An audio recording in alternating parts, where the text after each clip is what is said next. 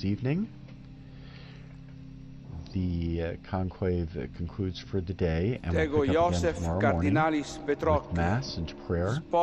And each day, each subsequent day, there are 2 votes in the morning if necessary, and 2 votes in the afternoon if necessary. If no Pope is elected, the black smoke comes out after the second vote. If Pope is elected, of course, the white smoke will come out after whichever vote it happens at. After several rounds of voting, if it takes that long, there is provision in the Apostolic Constitution for a period for a break where the cardinals will not vote, and then they will pick up after a day of reflection and prayer. They'll pick up again the following day and continue again in groups of successive votes with certain periods programmed in, where if there is a longer conclave, they will have various points at which they'll be able to take a break and reflect and pray.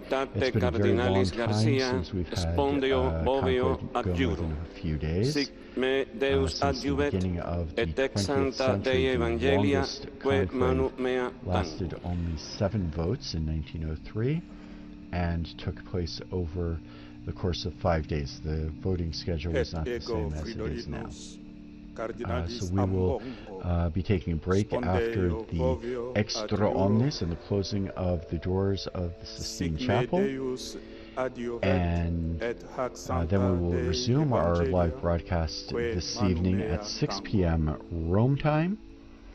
And we'll be giving coverage of the conclave leading up to the expected first smoke signal, as it were, announcing the outcome of this evening's ballot for the papacy. Et ego Alvaro Cardinalis Ramazzini spondeo voveo adjuro. And we're currently in the midst of the cardinals of the Order of Presbyters, which will be followed by the Order of Deacons. Once again, each cardinal makes the oath in his own name, taking personal responsibility for his promise and his commitment to maintain the secrecy of the conclave,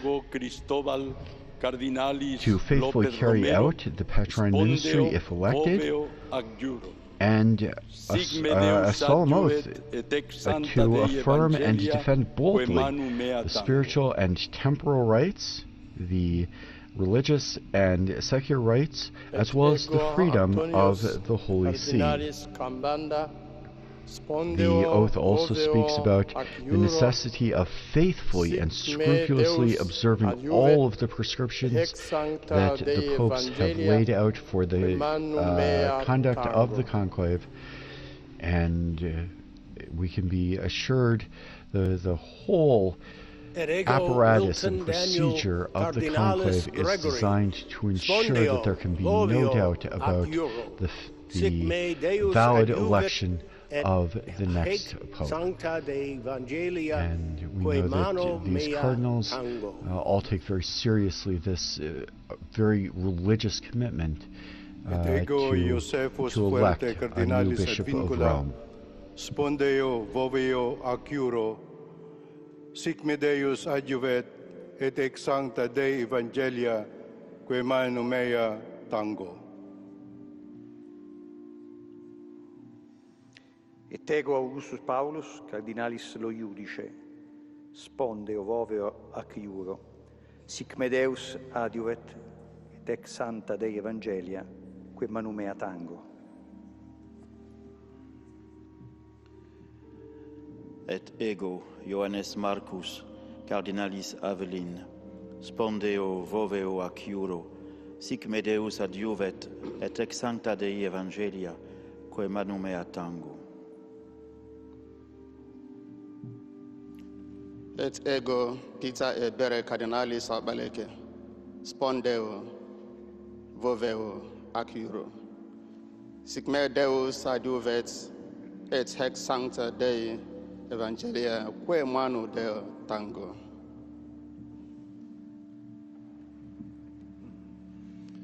Et ego, Leonardus ut Adricus cardinalis Steiner, spondio vovio ac abiuro, sic me Deus adjuvet et ex sancta Dei Evangelia, que mano mea tango. Et ego, Philippus Neri, cardinalis Ferrau, spondeo vovio ac iuro.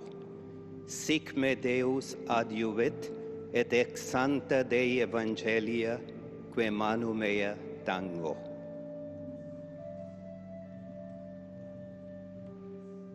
Et ego, Robertus Cardinalis McElroy, spondio vovio ac iuro.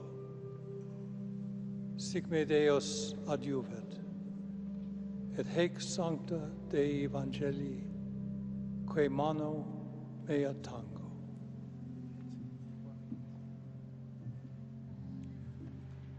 Et ego, Virgilius Cardinalis do Carmo da Silva, spondio vovio ad iuro. Sic me Deus audivet, et haec sancta Dei Evangelia, que manu mea tango. Et ego, Anscarius Cardinalis Cantoni, spondeo voveo ac iuro. Sic me Deus adjuvet, et ex sancta Dei Evangelia, que manu mea tango.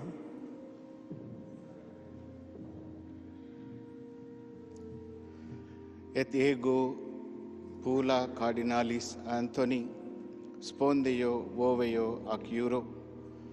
Sic me Deus adjuvet, et ac sancta Dei Evangelia, que manu mea tango. Et ego, Paulus Caesar Cardinalis Costa, spondeo voveo at iuro, sic me Deus adjuvet, et ex sancta Dei Evangelia, que manu mea tango. Et ego, William Cardinalis Co, spondeo voveo ac iuro, sic me Deus adjuvet, et ac sancta Dei Evangelia, que manu mea tango.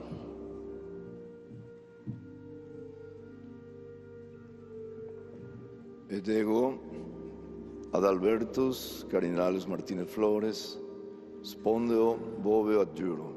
Sic me Deus adjuve, et sancta Dei Evangelia, que manu mea tango. Et ego, Georgius Cardinalis Marengo, spondeo voveo ac iuro. Sic me Deus adjuvet, et ex sancta Dei Evangelia, que manu mea tango. Et ego, Petrus Baptista Cardinalis Pizzaballa, spondeo voveo ac iuro. Sic me Deus adjuvet, et ex sancta Dei Evangelia, que manu mea tango.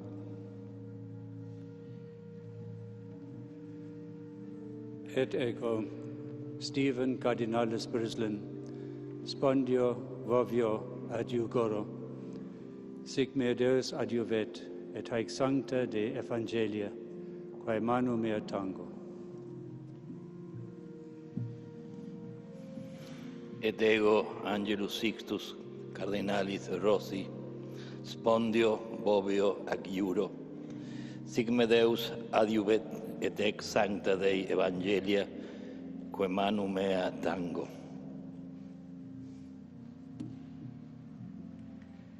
Et ego, Aloysius Joseph Cardinalis Rueda Aparicio, spondeo voveo ac iuro. Sic me Deus adjuvet, et ex sancta Dei Evangelia, que manu mea tango.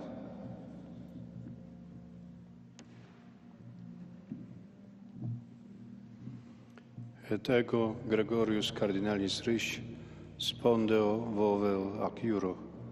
Sic me Deus adjuvet, et haec sancta Dei Evangelia, que manu mea tango.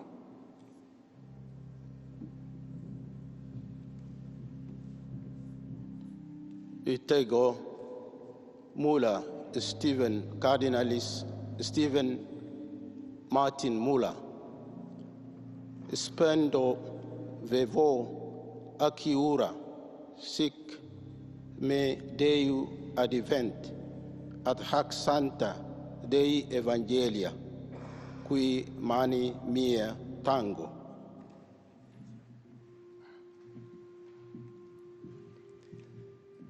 Et ego Joseph Cardinalis Covocano, spondeo boveo adiuro, sic me Deu aiuvet, et ec Santa Dei Evangelia, que manu mea tango.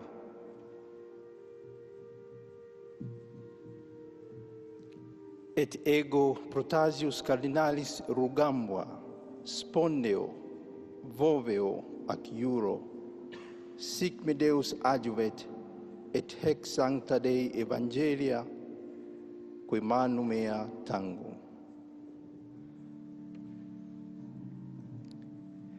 Et ego Sebastian Cardinalis Francis, spondeo voveo ac iuro, sic me Deus adjuvet, et hec Sancta Dei Evangelia, que manu mea tango.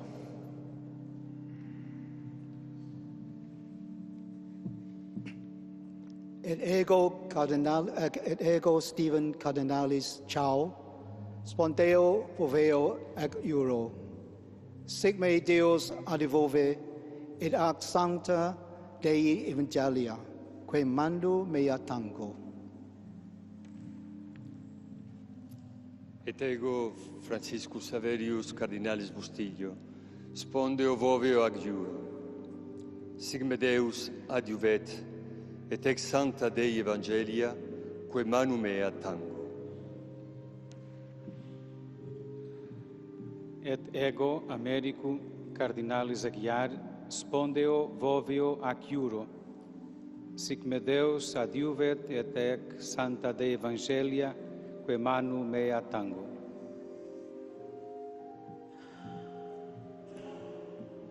Et ego Carlos Cardinalis Castillo, spondeo voveo ac iuro, sic me Deus adjuvet, et ex Sancta Dei Evangelia, que manu mea tango.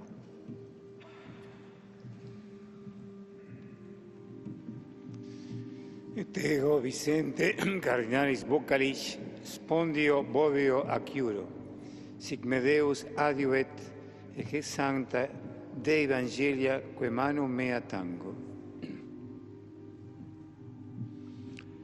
Et ego Luis Gerardo Cardinalis Cabrera, spondeo boveo ac iuro, sic me Deus adjuvet, et ex Sancta Dei Evangelia, que manu mea tango. And as we mentioned before, the conclave is when the cardinals are locked in the Sistine Chapel, and that comes from the Latin phrase conclave, literally means with a key, and this stemmed from the time when, during the conclave in 1268 in Viterbo, because the papal see had to be moved from Rome due to the overwhelming violence that was taking place in the Eternal City. So the papal see was moved to a small town, Viterbo, right outside of Rome, and it was the longest conclave in history, lasting just about 3 years, and to encourage the cardinals who had taken so long, the citizens of Viterbo had locked the cardinals into the palace of the popes in Viterbo, and also kept them limited to bread and water to, again, encourage an election, a quicker election, but it still ended up taking until September of 1271, after about 3 years without a pontiff, and it was at that time that Pope Gregory X was elected. And it's from that time that we actually get the beginnings of the modern conclave process that we see today, which actually, the pontiff that was elected during that time, Gregory X, he published an apostolic constitution, Ubi Periculum, with more concrete rules on how the selection of a pope should be carried out. And that's the Apostolic Constitution that remains the basis of this modern-day process that we are seeing the beginning of now with these cardinals taking the oath of secrecy. Cardinalis Johannes Paulus. Et ego Johannes Paulus, Cardinalis Vesco, Spondeo, Vovevo, Acciuro, sic me Deus adjuvet et ex sancta Dei Evangelia quae manu mea tango. Et ego Dominicus Josephus Cardinalis Mathieu, Spondeo Voveo Acciuro, sic me Deus adjuvet et ex sancta Dei Evangelia quae manu mea tango. Et ego Robertus Cardinalis Repole, Spondeo Voveo Acciuro, sic me Deus adjuvet et ex sancta Dei Evangelia quae manu mea tango. Et ego Baldassare Cardinalis Reina, Spondeo Voveo Acciuro, sic me Deus adjuvet et ex sancta Dei Evangelii quae manu mea tango. Et ego Franciscus Cardinalis Leo, Spondeo Voveo Acciuro, sic me Deus adjuvet et ex sancta Dei Evangelia quae manu mea tango. Et ego Micola Cardinalis Bicioc, Spondeo Voveo Acciuro, sic me Deus adjuvet et ex sancta Dei Evangelia quae manu mea tango.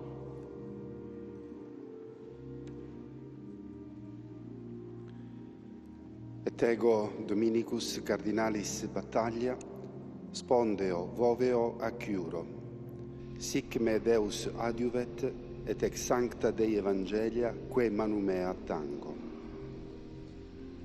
And now we move on to the order of deacons, Dominicus Cardinalis Mamberti, including the Cardinal Camerlengo, who had responsibility for the property, the fiscal goods of the patrimony of St. Peter, and has an important role during the papal interregnum, the sedevacante, as we get closer to the last of the cardinals making their oath to faithfully adhere to the rules for the conclave, Spondeo Voveo et Acciuro, fulfill the duties of the patriarch ministry if they are chosen as Pope, et ex sancta and Dei especially Evangelia to preserve mea the secrecy that is involved with the election of the Roman Pontiff. Et ego Conradus Cardinalis Krajewski, Spondeo We Voveo will Acciuro, approach the point where we sic will me hear Deus adjuvet et the ex master sancta Dei of Evangelia pontifical quae manu liturgical mea ceremonies tango. proclaim the Latin phrase extra omnes. Ed ego Let everyone go out, Josephus Tolentinos Cardinalis de Mendoza, calling all those who are not cardinal electors to leave the Sistine Chapel. ed ex sancta Dei Evangelia, quae manu The papal mea embassy tango. will remain within the Sistine Chapel briefly while Michael Felix Cardinalis Czerny, Cardinal Council Spondeo gives Voveo the Acciuro, sic me Deus meditation adjuvet to et the ex cardinals sancta Dei according to the Evangelii Apostolic quae manu mea Constitution tango. Universi Dominici Graecis. And Et ego Marius Cardinalis Grec, at the conclusion of that meditation, with the papal ceremoniere, the papal master of ceremonies, guiding the ceremony, he will then leave the Sistine Chapel. He will ensure that all of the entrances to the Sistine Chapel are closed and secured, the guard is posted, and the cardinals will proceed with the first ballot according to the ceremony.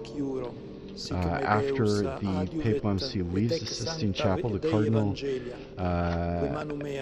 dean or the person acting on his behalf having consulted the electors, will immediately invite them to consider any business that they feel must be urgently addressed. And in the absence of any urgent business, or after that has been concluded, the cardinal electors will proceed to the first vote, again according to all the procedures laid out in the Apostolic Constitution Universi Dominici Gregis. And the ceremony indicates finally that the first session of the conclave may be fittingly and appropriately closed by invoking the help of the Virgin Mother of God, Mary Most Holy, with the very ancient and traditional Marian prayer at a hymn, Subtuum Presidium. We fly to thy protection, O Holy Mother of God.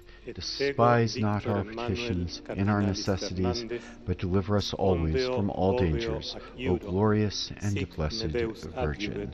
Et ex sancta Dei Evangelia, quae manum mea tango. Ac ego, Emilius Paulus, cardinalis ceric, spondeo, voveo, iu acciuro, sic me Deus adjuvet, et ex sancte Dei Evangelia, quae manum mea tango.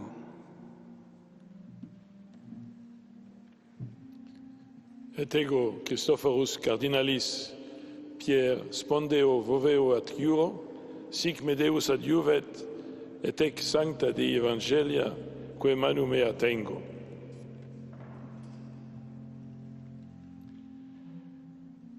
Et ego, Angelus cardinalis Fernandez Artime, spondeo, voveo, acciuro, sic me Deus adjuvet, et ex sancta Dei Evangelia, quae manum mea tango.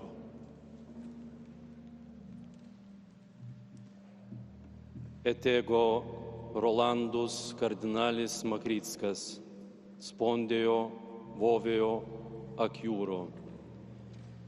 Sic me Deus adjuvet, et ex sancta Dei Evangelia, quae manum mea tango.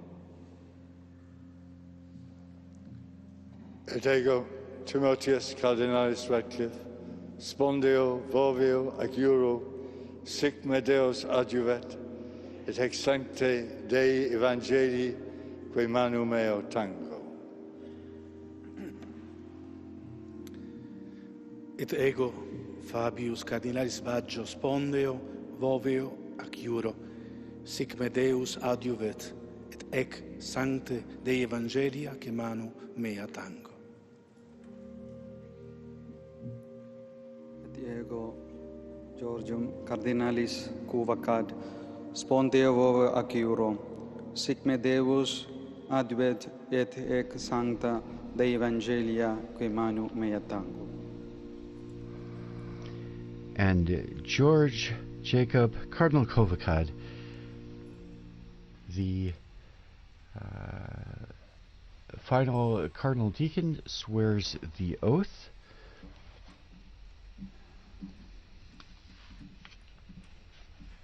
And we proceed to the closing of Extra Omnes. We hear those words in Latin where it means everyone out, signaling when all the non-essential people in the Sistine Chapel are invited to leave and the cardinals can begin their discussions. So for those of you watching on television, there are a number of notaries who were there in their capacity to formally recognize the beginning of the conclave, and a number of other persons who are in attendance for various reasons. All of them are ordered out of the Sistine Chapel, and as soon as they leave, the doors will be closed, the meditation will be given, the papal MC will leave, and the solemn closing, locking, and guarding of the doors of the conclave will take place, followed by the first vote this evening. And with the exit from the Sistine Chapel, our live coverage of the Cardinal's entrance into conclave for the election of the 267th Pope draws to a close. We do invite you to visit our Vatican News website, Facebook, Instagram, X, and YouTube accounts for continuous coverage of the Conclave. On behalf of the Vatican Media, we'd like to thank our sound engineer Mario and our audio coordinators and all of our producers, as well as our media partners, EWTN TV, Catholic Faith Network in America, Shalom World Television's Network USA, Luminous Radio, Atmadarshan TV, Catholic TV, and Uganda Catholic Television, who help make this broadcast possible. My name is Kelsey Gussie. And I'm Christopher Wells. It's been our very great pleasure providing the English commentary and translation of the ceremony of the entrance into the conclave for you. A very special thank you to all of you for joining us wherever you have been listening or watching.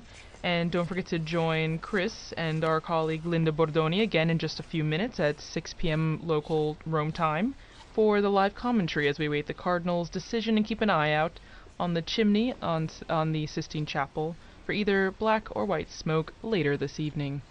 Praise be Jesus Christ. Laudetur Jesus Christus.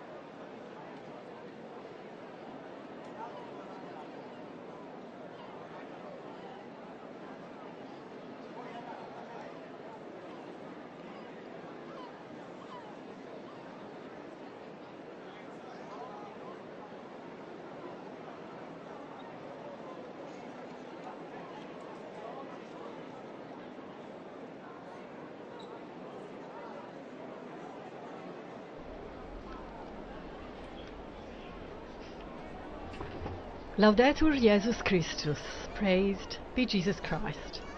A very warm welcome to all of you joining us for this live broadcast as we await a possible white smoke signal coming out of the chimney of the Sistine Chapel.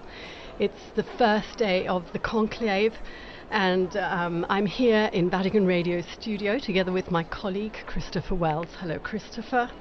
Hello, Linda, and we've just concluded the ceremony for the closing of the conclave with the cardinals. They began with a moment of prayer in the Pauline Chapel, just very close to the Sistine Chapel, and then went in solemn procession in hierarchical order into the chapel. They swore their oath of secrecy, their oath to fulfill the office of the Petrine ministry if they are elected, and to faithfully observe all of the norms for the election of the Roman Pontiff. So just a few moments ago we heard the Latin expression extra omnes, which calls everyone to leave the Sistine Chapel except for the cardinal electors, and the cardinals are currently hearing a meditation on their duty, and we expect them to proceed to the first vote in the next half hour or so. So yes, meanwhile we have two very prestigious guests with us here today. Thank you for joining us. Philippa Hitchen, former Vatican Radio journalist, currently communications officer for the Lutheran World Federation. She was actually the person who saw the white smoke for us on that 13th of March 2013 when Jorge Bergoglio was elected as Pope Francis.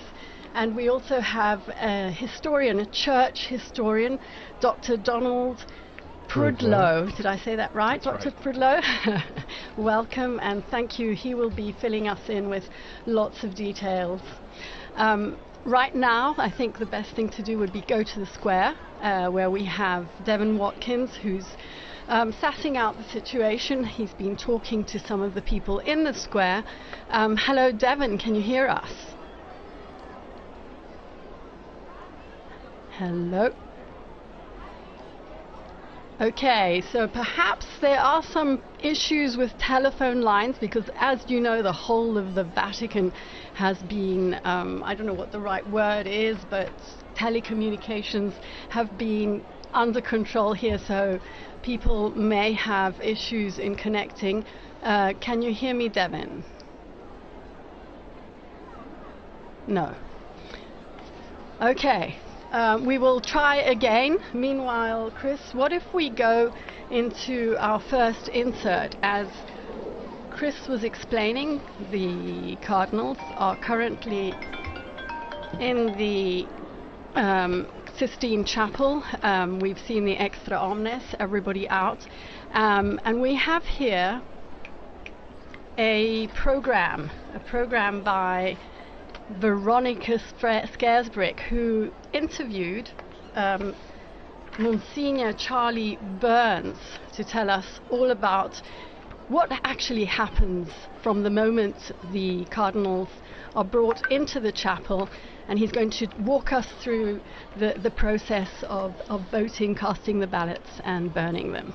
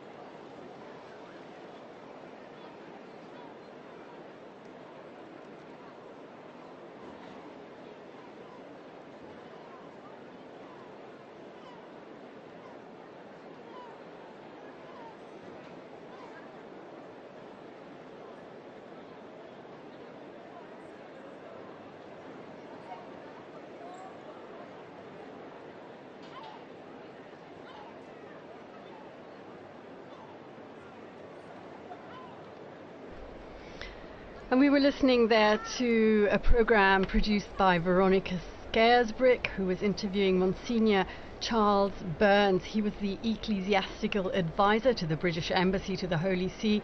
He also served as a canon of St. Peter's Basilica, and he continues to be active in Rome, although he's retired from his role in the Vatican archives after 35 years. And here with us in studio this evening, we have Dr. Donald Prudlow, my friend from very way back. Dr. Prudlow is the Warren Professor of Catholic Studies at the University of Tulsa in Oklahoma and the United States. Dr. Prudlow, thanks for joining us this afternoon. Thank you. It's a pleasure to be here on this historic occasion. And you have your academic field is history, and especially medieval history. And maybe you could tell us, the popes haven't always been elected through this very elaborate process of the conclave. Maybe you could say a few words to start us off with the original process for choosing the Bishop of Rome. It's a very old institution. We're electing the 267th successor of St. Peter. And for the first millennium, the election was largely done by the clergy of Rome, and in very early days by an accession of the people of Rome together. But as time went on, two problems arose around the year 1000, and that was how to provide representation for a church that was rapidly growing throughout Europe and then throughout the world for this very important position. And the second is how to free papal elections from secular domination, from the domination of kings and princes and emperors, and how to make it secure as a religious office. And that's where we saw the rise of the position of cardinal, which is not a biblical position, it's an ecclesiastical position, and it developed out of the clergy of Rome and still has a connection to the clergy of Rome. Absolutely. It's critical that the cardinals can trace their lines back to the early, particularly the parishes of Rome, the deaconries of Rome, and that allows them, so when we saw last Sunday all of the cardinals going out to their titular parishes where they're pastors of and saying Mass there and meeting the people in those parishes, technically they are the pastor of that, and as a pastor of the city of Rome, they are entitled by ancient right to elect the Bishop of Rome. But notice what that does is, let's say a bishop from England or a bishop from Germany, from France, the Pope particularly wants them as an advisor, wants to give Germany, France, Italy, Spain a say in the election. He will appoint them as an advisor, a title that came to be assigned with cardinals, from cardines, the hinges of the Roman Church, the close associates of the Roman Church. And in this way, through the medieval process of representation was a very important principle in medieval Europe. The entire world has been given an opportunity, a say, in the election of the Roman Pontiff, which is itself such a position of worldwide import. And we saw cardinals today from all over the globe participating in that process. In fact, that's something that was a particular focus for Pope Francis, who named a number of cardinals from countries that had never had a cardinal before and who now are participating in this conclave. Now, you mentioned, Don, that over the course of the centuries, and especially in what's sometimes known as the Dark Ages, there were problems with the papacy. There was influence from secular and other sources, and they started to begin the process of solidifying the election to ensure the absence of outside interference, also to ensure the spiritual import of the election. Can you talk to us a little bit about the development of the conclave as we know it now, the first conclaves, and how it developed into the current process? Absolutely. Since Rome is, in a certain sense, the central hub of the wheel of the Church, it's an important position. We know that. We saw the worldwide representation at Pope Francis's funeral, and we see what a significant power that this office can hold. And so that makes it important, that makes it interesting for secular rulers to try to interfere in the selection in order to get a candidate that might be more friendly to their political or earthly interests. And so starting in the 11th century with the purification of the papacy after a dark period, as you say, the election was reserved to the cardinals. And then in the 13th century, after a particularly difficult conclave, in fact a conclave that lasted almost 3 years in the beautiful city of Viterbo, that resulted in the eventual election of Gregory the X, he decided that he was going to sequester the cardinals away, conclave, with a key, in a room, and keep them there until that they had reached their decision. And even this sometimes wasn't enough to get them to make up their minds. The city of Viterbo during that conclave actually put the cardinals on bread and water at one point, and even took the roof off the papal palace where they were meeting so they'd be exposed to the elements in order to, let us say, hasten a decision to get the church a pastor again. Gregory X issued a document called Ubi Periculum, which laid down many of the rules for the conclave that still applies today, described in the program we just heard and in the events that we just witnessed. Now, over the course of the years, that becomes solidified. Particularly, we start to see when the papacy returns to Rome after the Avignon period, the conclave becomes much more settled. It starts to be held in the papal palace, in the Vatican, in the apostolic palace. Sometimes it'll go back to St. John Lateran, but most of the time it starts to be held in 1492 in the Sistine Chapel, where it continues to be held to the present day. The last conclave that was outside the city of Rome was during the Napoleonic period, in 1800, when all sorts of untoward things were happening around Europe, and so the papacy had to find a new way to make do. Professor, you were just saying there that you noticed the cardinals from all over the world, and we think the whole world is watching us at this moment, not only Catholics. Don't you think so, Philippa, who we know is part of the Lutheran World Federation? You're here for the conclave. Your delegation will be here. What is your perspective on that? Yes, thank you, Linda. It's good to be back in studio with you again, as we were back in 2013. And as you say, this historic election of a new pope is something that is of interest far beyond the Catholic world. You mentioned, of course, the great interest in the secular world, and I don't think we've ever seen quite so many journalists and media and people following the election and the funeral. They talk about this as the first election really of the social media era, and I think I'm absolutely amazed to see how many young people, my own children, people who have never really had that much interest in the intricate processes that you've been describing, what goes on behind those closed doors. Suddenly there is an explosion of fascination for what goes on. I think the film Conclave, of course, has also had a lot to do with that. Everybody is now a little bit of an expert, having seen the film. I haven't seen the statistics myself, but I'm told that the numbers of downloads have skyrocketed since the death of Pope Francis. But coming back to your question, yes, I have always been particularly interested in the ecumenical aspects of these elections, having followed very closely the ecumenical scene under the pontificates of John Paul II, then Pope Benedict, and then of course Pope Francis. And yes, there is a very strong presence. At the funeral there was some strong presence of ecumenical delegates attending the funeral in St. Peter's Square, and there will be again at the installation of the new Pope once we know who he is. Right now we're watching images of the square, and we've just been seeing a lot of media out there with their cameras, and I think we have Devon on the line now. He is in the square. We go to him if the blockers are not working right now. Devon? There you are, great. Good.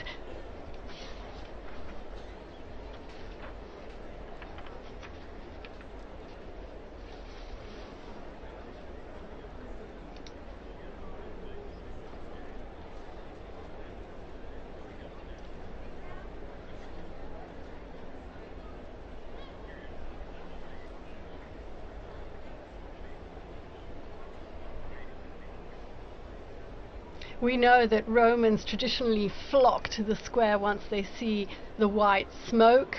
I don't want to make any previsioni, as we say here in Rome, forecasts. We're not really expecting white smoke in this first session, but you never know. People are there to wait for the smoke.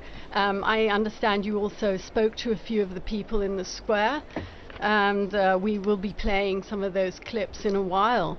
Meanwhile, anything relevant that they have been telling you that you think might be interesting?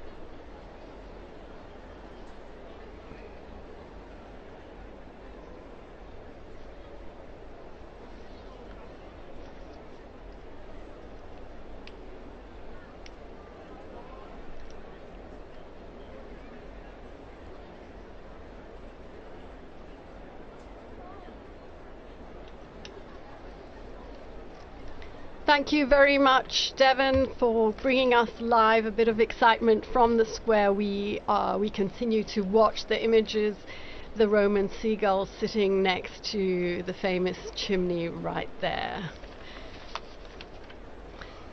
Back to Philippa and to Professor Prudlow here in studio. We have so much to talk about. Perhaps Philippa, looking a little bit at what Pope Francis's legacy has brought us as regards the Church's ecumenical path forward. What are you looking towards? What do you hope the next Pope may be able to build on that legacy? As you say, there is, or as we were saying earlier, there is a lot of expectation from other Christian churches and other Christian leaders, looking back with immense gratitude to the legacy of Pope Francis. If I can just remember back to the Conclave in 2013 and to his election, that announcement which took a lot of people by surprise. Bergoglio wasn't one of the top names that people were expecting, but I can never forget that moment that he stepped out onto the balcony describing himself as the Bishop of Rome, and the effect that that had on some of the ecumenical guests, some of the other leaders who were listening to his words, and hearing a new openness that in fact continued to be the path that he followed throughout the 12 years of his pontificate. You know, this was a man who talked about how his door was always open, and that included not just to Catholics but to everybody, people of all different churches and of course different faiths and no faith at all. And so there were some extremely significant events that I was very privileged to be part of. I think particularly of the Lutheran World Federation and Pope Francis marking together the 500th anniversary of the Reformation. I remember when I first heard about the possibility of that happening, saying to colleagues around Rome, you know... Yes, you were here at the radio back then. Absolutely, and I remember saying the Pope is going to mark the anniversary, the 500th anniversary of the Reformation, together with the Lutherans, and people saying, you're daydreaming, that's never going to happen. But of course, the Pope travelled to Sweden, and together with the Lutheran World Federation leadership, he had a very significant liturgy in Lund Cathedral, and then went on to the stadium in Malmö, where together they looked to the past, they asked forgiveness for the sins, the divisions, the terrible sins that came out of the divisions of the Reformation, and then pledged to overcome that by working together into the future. And I think that was one of the very significant events that I was privileged to be part of, and of course, as you say, now continuing to work in that vein with the Lutheran World Federation. He also brought about many other changes in all aspects that we saw from day to day. Professor Prudlow, you are very knowledgeable of things past, but you're also an observer of current affairs. What would you say some of the most, say, interesting to the general public changes have been as regards liturgy, as regards ceremony, and all these things that we are witnessing right now? Well, I really agree with what Philippa said about this being very much on social media and very much open to the world, and so people seeing some of these very ancient things for the first time and being quite impressed by them and wondering to know more because in previous times these conclaves would happen so far away from people's minds before the age of news, telegraphs and things like that. You might be informed a year or so later that you had a new pope and you had to change the name in the liturgy. So this is a great opportunity for outreach for the Catholic Church, for sure. One thing that's changed in the last 150 years is conclaves have gotten so much shorter. Conclaves used to be 50, 60, 70, 100. There was the one conclave that was 181 days, and as recently as the 18th century. And I think that's come about as a result of increased communication. Cardinals are able to know each other more. We know more about what's going on in the world more immediately. And so those have come down as well. And I think cardinals today are sensitive to the idea that perhaps a long conclave might not be very adaptable for the modern media, that would lead to all sorts of problems. So a lot of things get worked out. But you have elections as the Church opens to the world. In 1903 you have the first non-European elector, Cardinal Gibbons of Baltimore. But then you start to run into problems. How is the church going to manage to get those cardinals from so far away? And in 1914, 1922, the conclave happened so quickly, the American and Canadian cardinals weren't able to be there.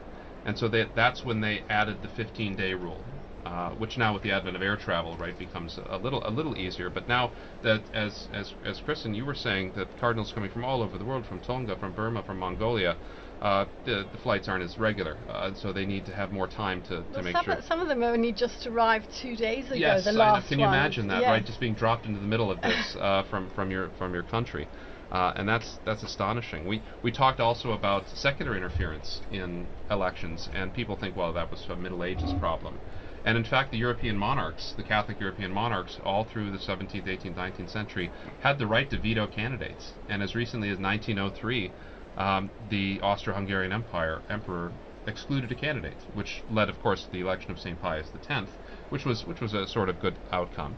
And he himself abolished what was called the jus exclusive, the right of European monarchs to object to particular candidates. And so that, and then we see other changes in 1971. 81-year-olds and above were disallowed from participation in the conclave. But we saw how healthy their contributions were in the general congregations in the events leading up to the conclave. So there have been a lot of times in church history where the conclave and the cardinalate is one of those adaptations that the church has made through history in order to meet these challenging demands that have come up over these 2,000 years. And I think, too, talking about the changes in the conclave, we've seen how a change originally to accommodate cardinals who are coming from far away, this long period between the death of the Pope and the entrance into the conclave, has changed in its purpose. 100 years ago, that was to make sure someone could jump on a boat and get from South America or even Australia now and make it to Rome in time for the conclave. Now, we've heard a lot of talk in the past couple of weeks about cardinals having an opportunity to get to know one another. Even though they can see one another in the papers, in the media, they can talk to one another on the phone, but to have the real experience of being here in Rome, in person, and I think that's something that Pope Francis would have said too, speaking about the importance of relationships and getting to know someone personally. And so that is a change that originally had one purpose in the church and has subsequently had new purpose. Even something like excluding interference, what that looked like 500 years ago when, Henry VIII was King of England, and what that looks like now when you have dictatorships, you have governments that are run on X or TikTok, and the purpose of excluding people from the conclave started with one end in mind, and the church has adapted that, and it still serves a purpose, even if that's not what was originally foreseen by the people who implemented that change in the system. But it's all stayed incredibly secret. We know that yesterday everyone who is participating in the proceedings, and that's not only the cardinals who are voting, but obviously they're medics, there are people making meals, they're the cleaners, they're the florists. They all took an oath of secrecy yesterday, swearing that not a single thing they're going to be hearing in these days would be leaked out. I know that there are a couple of walkie-talkies that can be used in an emergency if they need to call a medic, but their cell phones have been taken away, they can't read the papers, they don't watch television, there is no radio. So yes, it really is. I mean, it may depend on how long they can go without cell phones. Well, and it's interesting too. You started to allude to this. There are several officials among the cardinals who do have the right and the means to communicate outside of the conclave. So, for instance, suppose, as many of the cardinals are very old, suppose one of them gets sick and they need to call a doctor. There's a procedure for that. I don't expect them to run out of food, but if it does go to a long conclave, they can make arrangements for that. Or perhaps a more spectacular outcome, if the cardinal should choose to elect someone who is not in conclave, and there has to be a means of contacting them, which would be, I think, shocking to the whole world. But Don, it wouldn't be the first time that they've chosen someone who is not in the room, or not even a cardinal. That is absolutely possible. One of the most famous examples was after the long conclave of 1292 to 1294, where they were in an absolute deadlock for 3 years, and they just could not, and nobody would back down. And finally, they broke down and said, I heard that there's this hermit living up on this mountain. He's a very holy guy. Maybe just making a holy person pope. Let's try that. And so you have this picture of these bishops and cardinals trundling up this mountain in Abruzzi, and getting to this hermit's cave to tell him that he's just been elected as pope. And he tried to prostrate before them, and they tried to prostrate before him, and it was all very awkward. But to have something like that happen, it's been a very long time since anyone who was not a bishop has been nominated. That was Gregory the 16th in 1831. And so if somebody who's not a bishop is elected, they do not assume the office of Pope until they're made a bishop. You have to be a bishop to be the Bishop of Rome. I imagine there's some prerequisites to be named, even if you're not a cardinal. I find it interesting. So if you're a baptized unordained Catholic male and you get the call, like I've told my wife to stay by the phone just in case, that you would have to have your wife's permission in order to do that, because you'd have to separate from bed and board to be ordained. But that is a theoretical, if remote, possibility. Basically, the only requirement is that you are the requirements for being made a bishop, yes. Which technically is, if you were to choose someone, and Don, maybe you can correct me if I'm wrong, but there are stories of people who've been elected even before they've been baptized, and they went through the process of baptism, ordination, consecration to the bishopric. I think some of those are maybe not certain. But we know for sure St. Ambrose of Milan, who was the Roman civil administrator, who was so skillful at getting various parties of Christians to get to talk to one another. Even though he himself was a pagan. He himself was a pagan, and both sides, the Arians and the Catholics, shouted out Ambrose Bishop, and they carried him into the cathedral. He was baptized. He went through the 7 grades of ordination, and on the 8th day he was made the Bishop of Milan. And so there are examples. Something like that is what would have to happen in an unusual case like that. But Don, you mentioned the very holy hermit who was elected to the papacy. He did not last very long, and eventually, how did he tell us about how his papacy ended? Peter Celestine, who later became Saint Celestine, was an exceptionally holy man. But what his tenure demonstrates is that holiness does not necessarily confer administrative skill. And so it's possible for someone to be quite a holy person and be a worldly failure, particularly in positions of leadership. And so nature needs to build on grace to pick someone, for the cardinals to pick someone who does have this kind of ability to have this world-changing position. It's such a position of responsibility that there are certain skills that are necessary, and to that must be added the grace of God in order to govern the church. But that's so he resigned after 6 months, and we talked a lot about that in 2013. You'll recall when Pope Benedict resigned, as being one of the last instances where a pope left the office. But so he still remained a saint, and the church went in a different direction after him. And in fact, Benedict the 16th, which people saw after the fact as maybe son, went to visit the tomb of the relics of Pope Saint Celestine V. Philippa, you were here with us, and I'm sure you remember the day that the Pope Benedict announced his resignation. Can you tell us about that? It was a pretty extraordinary moment. There was an Italian journalist, a colleague you may remember, who was following a very ordinary consistory in the Vatican. The proceedings were in Latin. Nobody else was listening. It was a routine, run-of-the-mill Vatican event, and we were all going to write a few lines on it afterwards. And then suddenly, as she was listening to what the Pope is saying, she's thinking, what am I hearing? And she says, the Pope's announced his resignation. And of course, everybody laughed, because such a thing hadn't happened, as you say, for centuries. But of course, she was right. And the news spread like wildfire. I remember I was in the office here when one of the Italian colleagues came in and announced the Pope had resigned, and just a look of shock and not quite knowing what to do next, actually. And then we began, of course, going back through. The first reaction was, well, let's start looking back through the things that he's been saying. I remember I was asked to look at some of the first things that he'd said in the days after his election, and it was fascinating to look back on, I think it was the first or the second day, when he was talking about not being up to the challenge in a certain sense, but with God's will he would do what he could do to take on this extraordinarily difficult role.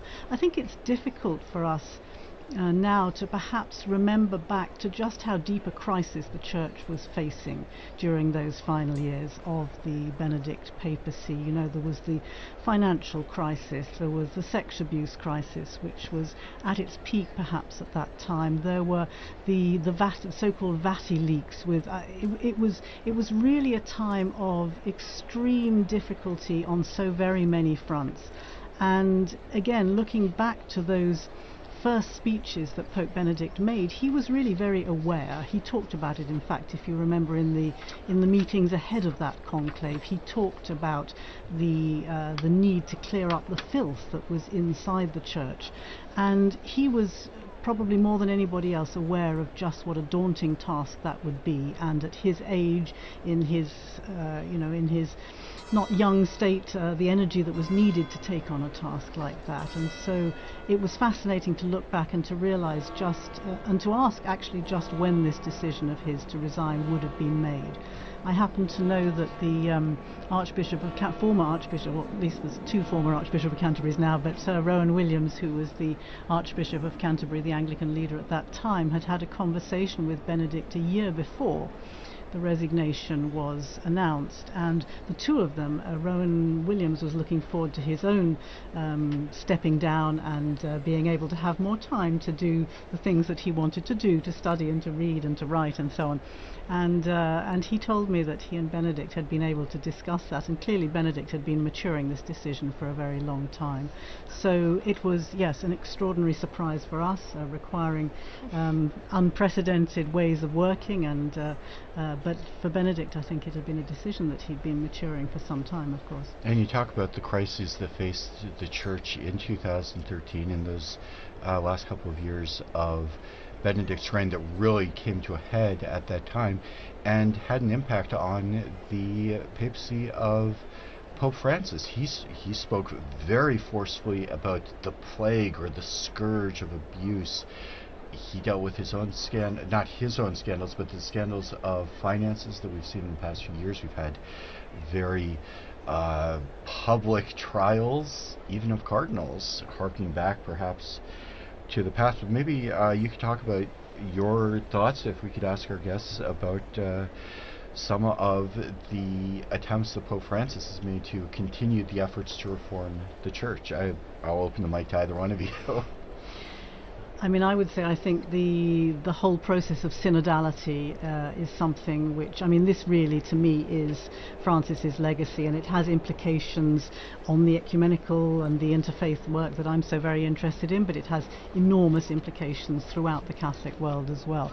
The process of trying to open up the Church, to make it more participatory, to make it something that people can join in sort of contributing to what should be the direction that the Church is taking, to let people's voices be heard.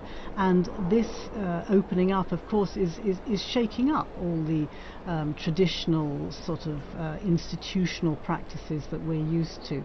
And in a sense, I think this is probably where his main focus was, but as you rightly say, at the same time he's dealing with all the internal affairs of the Church, the problems with the financial situation, which remains extremely challenging. The sexual abuse crisis, I would say, is improved, significantly improved over the past decade. You know, so many churches have in place their safeguarding measures. The Vatican itself has made steps ahead with the safeguarding, with the commission that's working on that.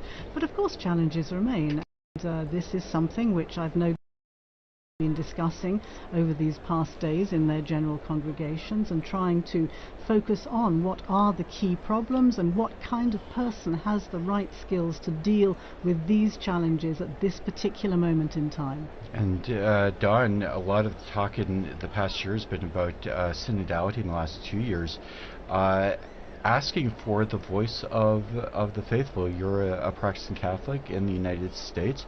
What's your perspective on the challenges that have arisen from these really scandalous problems that have affected that have affected the Church at large? Right, the public witness of the Church has been very much affected. The ability for bishops and priests to speak with moral credibility has been weakened, and that's something that's going to take a long time to build. It's going to need not only a personal witness of holiness, but also institutions and procedures that are going to be effective in safeguarding.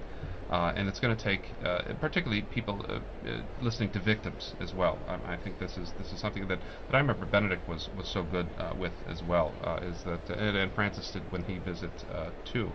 That this sort of personal witness of listening to those who have been hurt, and incorporating their thoughts and their ideas on how to prevent these horrible things from happening in the future. But this is and then you have the internal issues. You have internal issues, financial issues, Vatican finances. You have issues with various levels of corruption, and this is also not a new problem. I mean, if you go back through history, popes have been dealing with things like this since the very dawn of Christianity, and we can, by looking back at our history, we can see how people like Pope St. Damasus or Pope St. Leo or Pope St. Gregory handled these things, because Pope St. Leo the Great had to depose 6 bishops for corruption and violations of their vows, and so this is nothing new, and so to put it into a historical context is also a significant way to work through it as well. Meanwhile, that was so nice. We don't need the color, we don't need the region, we need the whole Pope. He put that beautifully. Let's listen to some pilgrims, ordinary pilgrims that were in the square today.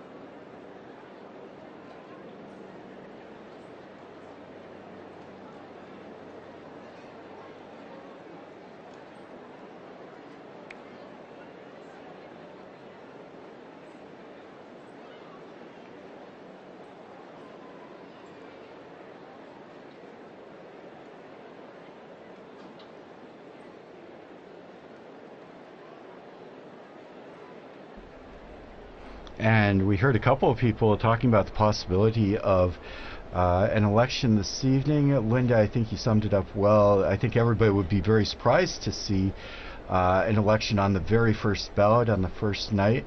But we have had some remarkably short conclaves in the past. Don, you want to share some of those with us? Even recently, both Pope Francis and Pope Benedict were elected very quickly on the second day.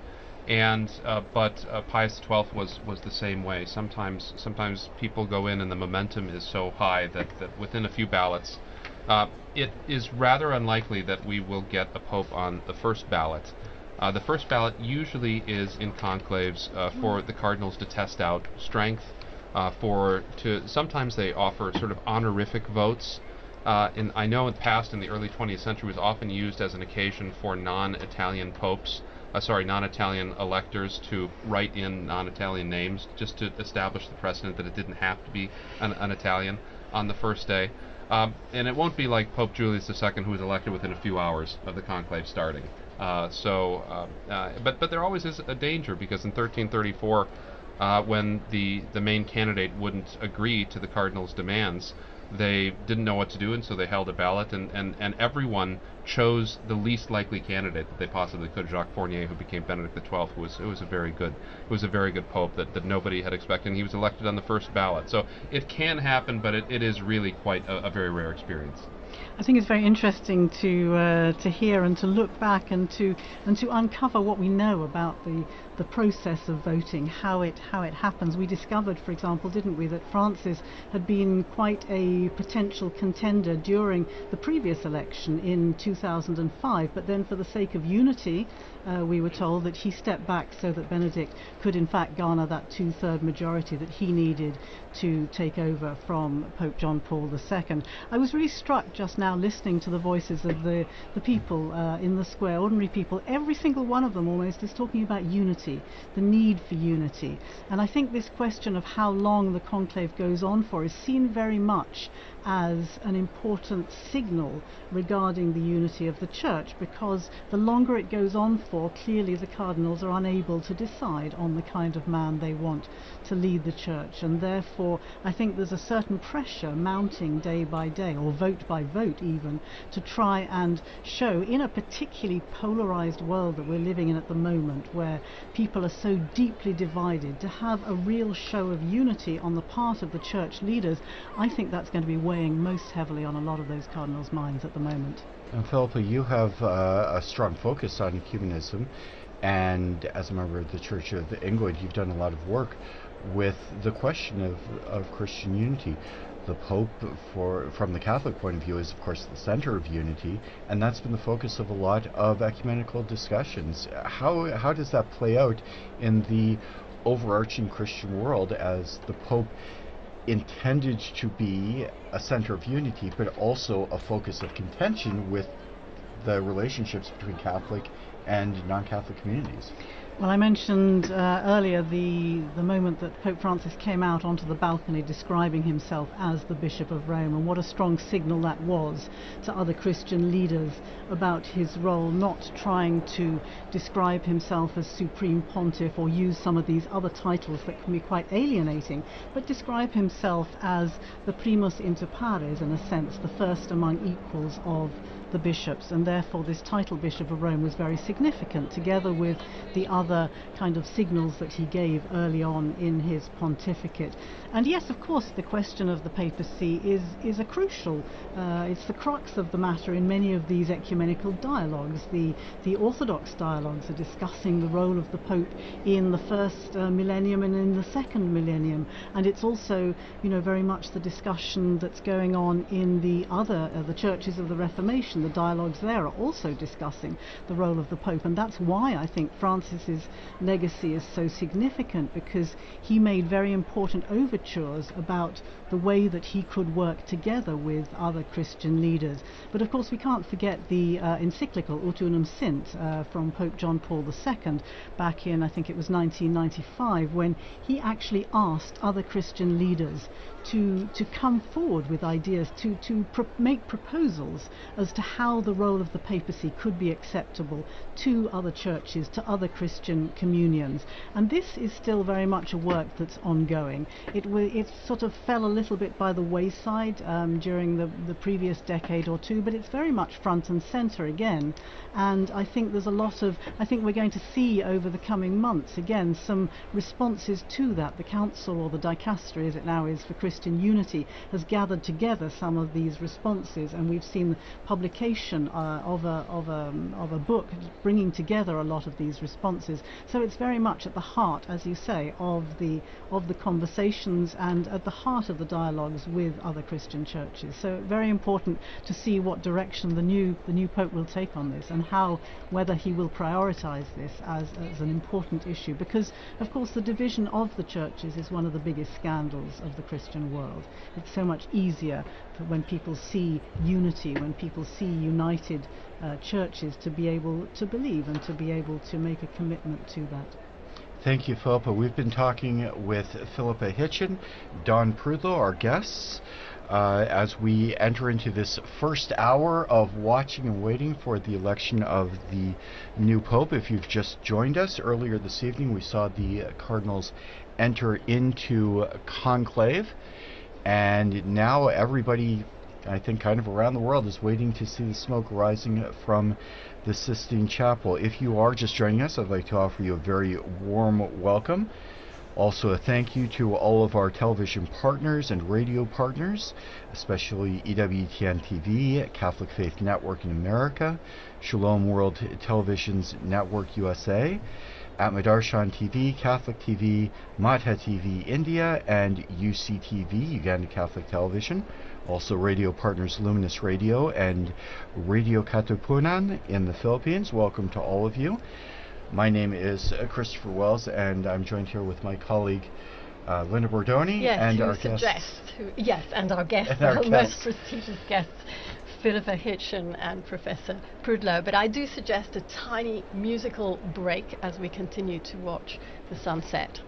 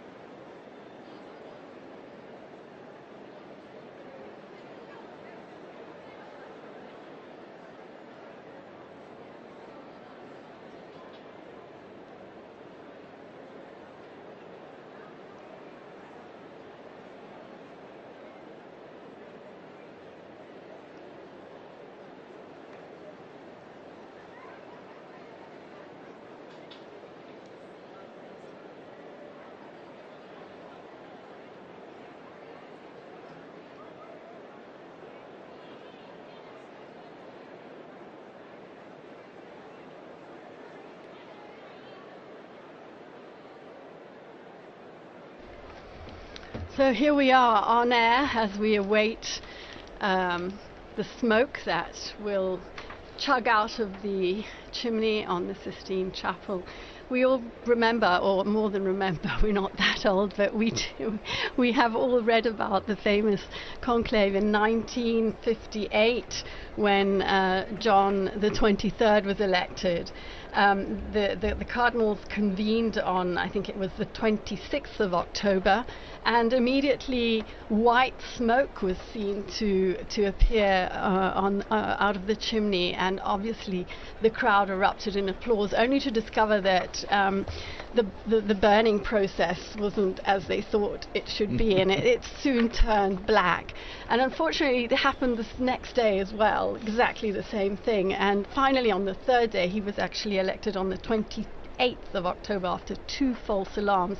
It really was white smoke. I think the people were probably a bit wary at that time, but yes, the smoke is incredibly magnetizing, isn't it, as we watch that chimney. I certainly have very strong memories of a former colleague here at Vatican Radio doing some coverage for the election. I believe it was for John Paul II, and I remember him talking about the dirty grey smoke, a Scotsman talking about the dirty grey smoke, and he wasn't quite sure whether it was white or whether it was black.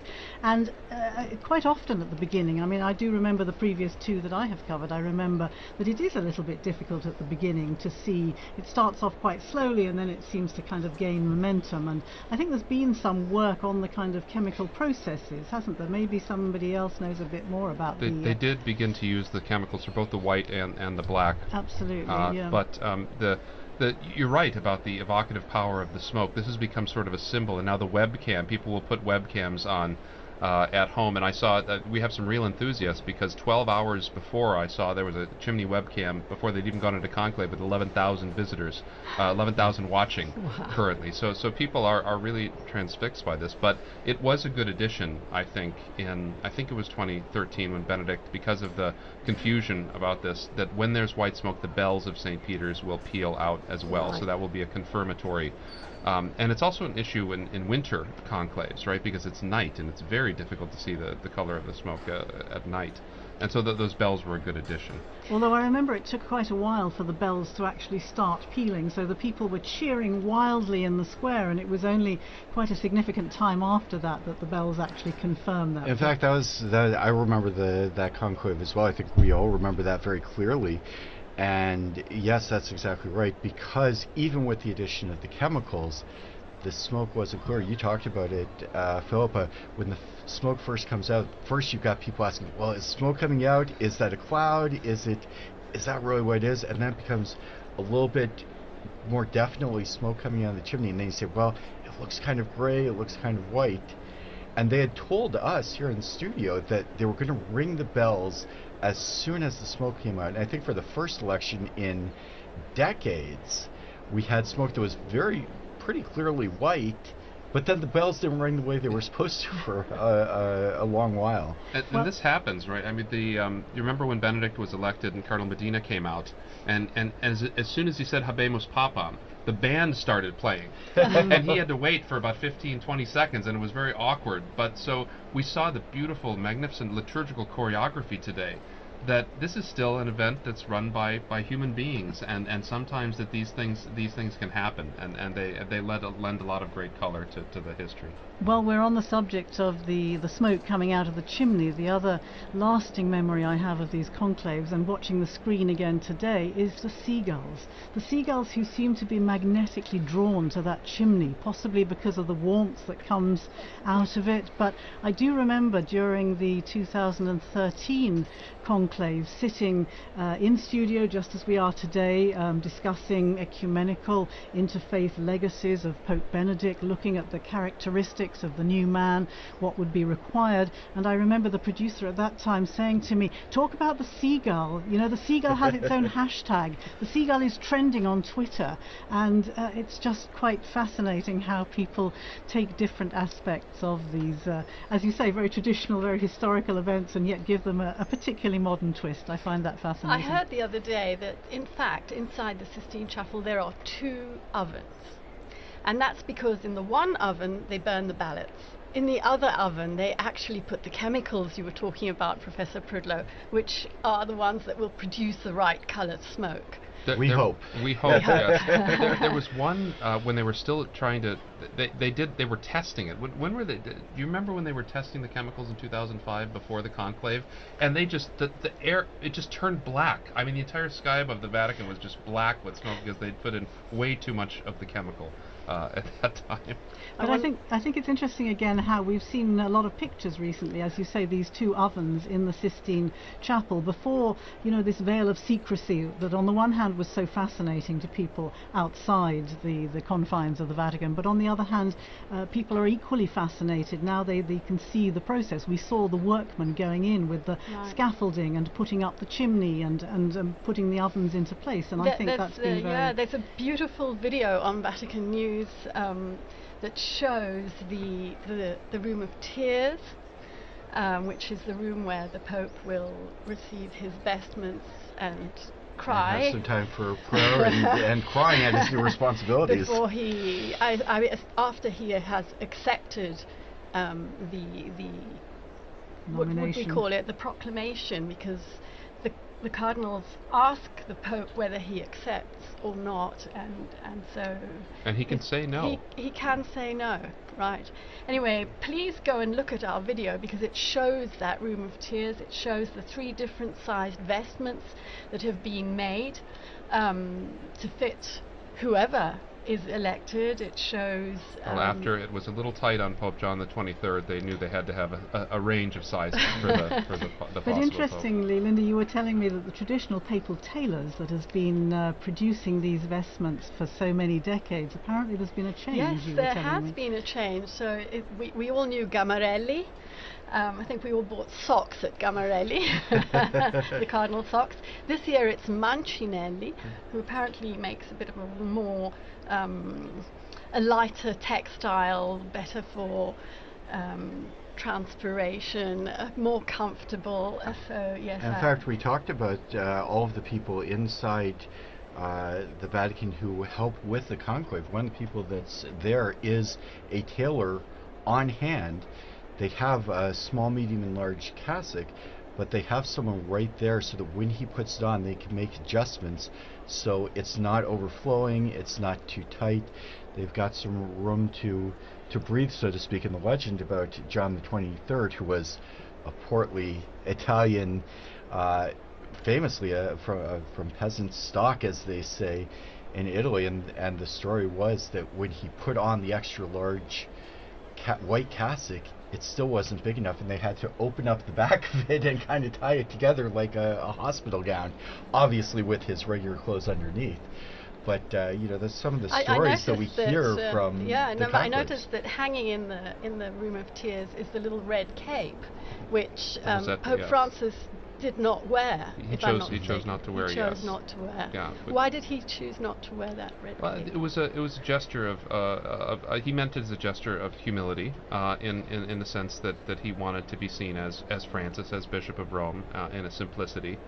But I don't think that there should be any judgment if the new Pope chooses to wear it. I mean, it's the proper garment for that moment. There's nothing hieratic. It's just a particular garment for the papacy. And but when you say the tailors and those great videos that you had, it should remind us of the hundreds of people that work to put this together behind the scenes, all the Vaticanisti, all the people that work that they are so hard to make these things come off, the infirmarians, the people that prepare the food, and the people that prepared the conclave, the choir, the masters of ceremonies. It's really it's a big production. It's an amazing production, and it's an irregular production, right? I mean, I think of in England, right, trying to practice a coronation after over 6 decades, and it's sort of the same thing here. You don't know when it's going to happen. You start to think about it. People come, people go, and there's books, but it's one thing to reduce a book to actual practice. And now that we have videos and things like that, it's so good to record those things and to help people to remember how difficult it is. And we weren't working in those days back in the 1970s, but I wonder what it must have been like to have had two of them in very, very close succession within, what was it, 33 days? 33 days was the length of the papacy, and so then the period after that when they elected the John Paul II. So barely the entire Vatican staff barely had time to get to relax and to recover from one, and then they're doing it all over again. It must have been an extraordinary moment for them. It was very interesting. I come from a very small diocese in the United States, Sioux Falls, South Dakota, which very few people perhaps have ever heard of. But one of our claims to fame, my former bishop was one of the very, very few bishops appointed by Pope John Paul I. So one of the very few people in the whole church who was the subject of an act of the month-long papacy of John Paul I. And I think a lot of us will have stories about our interactions with popes, not just the people who work here, but people throughout the world who come and see the popes. Do you have some memories of the popes that you've experienced through your time? Well, Pope Francis memorably invited all the Vatican staff. As far as I know, it was the first time for something like this, but he invited all of us to join him for the masses that he instigated in the Santa Marta Chapel, where he chose to live rather than in the Apostolic Palace. And he began the tradition of giving a sermon every morning in the Santa Marta Chapel, and we were all invited to go along. So I think it was maybe a month or two after his inauguration, the inauguration of his papacy, that I was able to go along, and that to me was an extraordinary moment. The previous time that I'd seen him was just after I think it was 3 or 4 days after the papacy, the inauguration, or the election rather, when he was with all the journalists in the Paul VI Hall. You were there too, weren't you? And he announced why he had chosen the name Francis. He wanted to be to honour the name of Francis as a man of peace, a man of poverty, and a man of protection of creation. And these were, of course, 3 themes that he would develop so strongly throughout his pontificate, and that was again an extraordinary moment. It was extraordinary also that he called the journalists to thank them for the work they had done during such an intense period. It was, we didn't realize how moving that gratitude would be. I can't but help think of his very last public audience, was to thank the medics, the doctors and the staff at the hospital who had taken care of him. The other thing I remember about that audience with the journalists at the beginning was the way that he said, I'm going to bless you, but I'm going to do it in silence because many of you are non-believers or not share of the Catholic faith. And so there was immediately this great sense of openness and a great sense of respect for people who didn't necessarily belong to the Catholic Church. And all these signs at the beginning were just so very encouraging to people who'd somehow been feeling a little bit excluded or hadn't been given the same kind of welcome in the past. So these were very strong memories for me, and the Santa Marta was my opportunity to mention to him my interest in ecumenism and how I was at that time the warden of All Saints Church, Anglican Church here in Rome. And another important memory for me in that sense was that in 2016 I was able to welcome him because he became the first Pope to visit the Anglican Church in his own diocese of Rome. Of course, popes had visited Anglican churches before, notably John Paul II in 1982 became the first Pope to travel to England since the Reformation, and going into Canterbury Cathedral. Of course, there have been many papal visits to Anglican churches, but for the Pope to come to the Anglican Church in his own diocese was an extraordinary moment, and it was marking the 200th anniversary of our community here in Rome, and he came and gave had a great conversation with people. It was a beautiful liturgy, and it was on that occasion, if I'm not mistaken, he announced he intended to visit South Sudan together with the Archbishop of Canterbury and the moderator of the Church of Scotland. that hadn't been. There was a bit of an uproar because it hadn't been officially announced by the Vatican, but he announced he intended to go anyway, which was typical of the Francis style, wasn't it? Absolutely. Do you have any memories? Well, yes, it's funny that all four of us were at that journalist audience. That was an enjoyable. But he joked that day too. Remember when he joked about his papal name, about how whether I may have gone with Adrian the Seventh, as the great reformer, but he didn't live very long. So, and then he said, well, I could have taken Clement, the Pope that suppressed the Jesuits, and so that got everybody loosened up, and I thought that was a really charming way. But I do also remember a moment with Pope Benedict. It was a strange one. We were in Valle d'Aosta after we'd been in Rome for a while, so we were away from Roman things, and we were driving through town, and it was this traffic. I was like, this is like Roman traffic. I mean, why is there so much traffic up in this little corner of Italy? And I turned my head, and right next to me was Pope Benedict. He'd just been taken to the hospital after he'd broken his arm when he was on vacation there. And so he was right next to me and my family in the car, like going the other way on the street stop. Did you wave? We waved, yes. So we're looking at the screen here. We're looking at the square, getting close to what could be a time for smoke. What do you think? Well, we're expecting the vote to take place shortly after the cardinals went into conclave, the first vote this evening. But as a lot of people have noted, it's pretty well known, this is the largest group of cardinals ever to enter into conclave, 133. If you watch the broadcast of the entrance, it takes a little while for 133 mostly elderly cardinals to get up, to cast their vote, for the votes to be counted. We heard Monsignor Burns' very excellent elaboration of that process. So we're not sure how long it takes, and I think that's a challenge for all of us, but also for the people coming in the square. If you were watching at the beginning of the broadcast, the square was not empty, but there weren't a whole lot of people there, and they've been filtering in. It's really filled up. It's really filled up.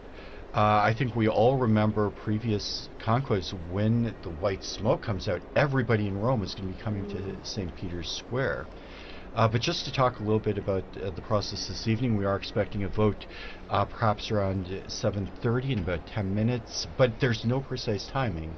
So it could be any time, and we will have people watching for that first wisp of smoke, and then to try and determine what color it is. And Phil, Linda, maybe you can tell us a little bit about what we can expect for the next couple of days in terms of looking for the smoke and the outcome of the different votes in the Sistine Chapel. Well, the one interesting thing I've just discovered is, as you were saying, there are two separate votes. Oven, yeah. Okay. Well, just one on the first day, right? Just one on the first day, but as from tomorrow morning, 2 in the morning and 2 in the afternoon. So should the smoke arise in the middle of one of those sessions, it'll be white for sure. That's right, yes. Right? That's, because if they go immediately to a second vote if it's a failed vote. And so that means we won't get smoke until around noon. If it's even a failed later, vote. in fact, I think we're expecting around 1 o'clock. Around 1. So if we do absolutely right, if we get it at 11:30, 10:30, 11, it will be white smoke, yeah.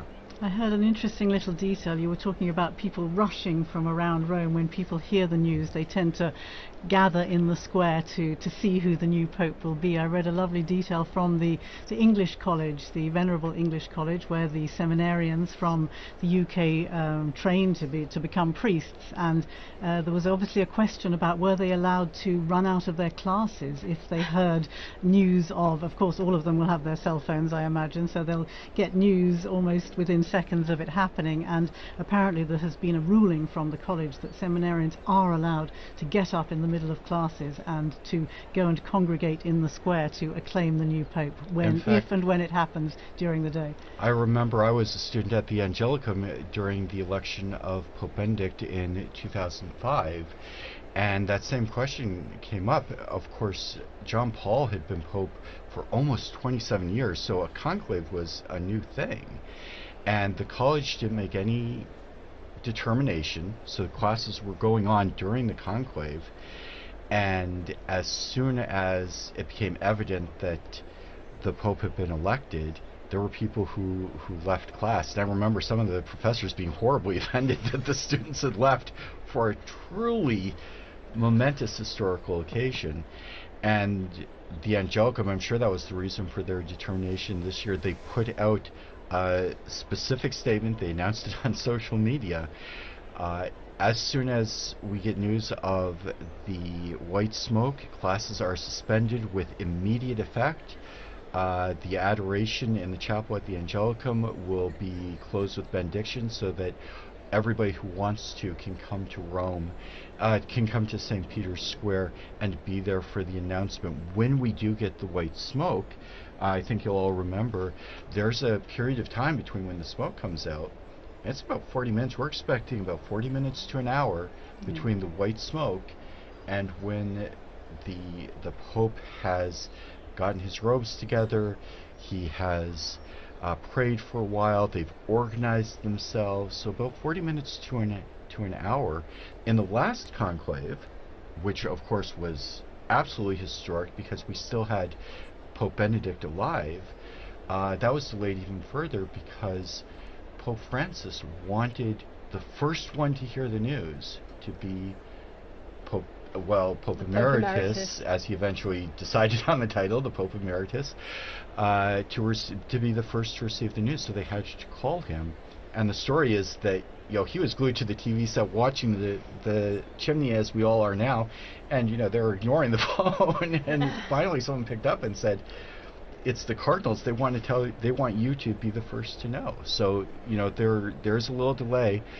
We were talking earlier. There are 2 votes in the morning, 2 in the afternoon, and the expectation is there's a possibility of maybe as early as 10:30 or 11, but certainly a burning of the ballots at around 1 o'clock for the morning ballots, and then in the afternoon, possibly as early as 5 or 5:30, and certainly a burning of the ballots around. Tomorrow we're looking at perhaps as early as 7:30 for the second one. So if you go to our Vatican News website, you can see kind of a program that will give you an idea of when you can tune in and get the latest news from the Meanwhile, conclave. I'm seeing there are 30,000 people in the square at the moment. 30,000? 30,000. And that will increase until the smoke comes out. Yeah. But also, we haven't had an election on the third ballot. We haven't had an election on the second ballot. We have had an election on a third ballot, but not since 1939. And so both Francis and Benedict, I think, were elected on the fourth ballot. So that would mean the evening. Benedict on the 4th and Francis on the 5th. Although there was a little confusion, which came out subsequently, and as we heard from the oath, the popes can allow people to speak about some aspects of the conclave. That's entirely up to the new pope's discretion. And there was apparently an extra blank ballot added to the vote, so that when they counted all the ballots, they had to immediately redo the vote because they want to make absolutely certain that there can be no question about the valid election of the Pope. We know historically that there have been some contested elections. Occasionally, yes. It's being a very important position. There's sometimes been 2 or even 3 claimants to the papacy. We haven't had that in about 600 years. But the last Pope before Benedict to resign, Gregory XII, was one of the 3 popes who they all were either deposed or resigned in order to have the election of Martin V, who restored the papacy to Rome, began the Renaissance here in the city, where we get so many of these beautiful buildings, so many of these beautiful traditions. So we've all been reading hard about what happens after the Pope steps out onto that balcony of blessings. I think it's called the loggia. It will be the proto-deacon, right, who will announce the Habemus Papam. Unless the proto-deacon is elected, and then we'll know even quicker. Then we'll know even quicker. And he will give the formula in Latin. He will read the new Pope's name in Latin. Right. And then afterwards, the pontiff will step out, if I'm not mistaken. And that's what he has his first opportunity to introduce himself to the world. Philippa, again, you were here. You made the announcement, as I Yes. recall, in studio of Pope Francis. But tell us your experience of that night when Pope Francis was elected, both here in the studio, but also as you were looking out at the crowds as they came to see the new Pope.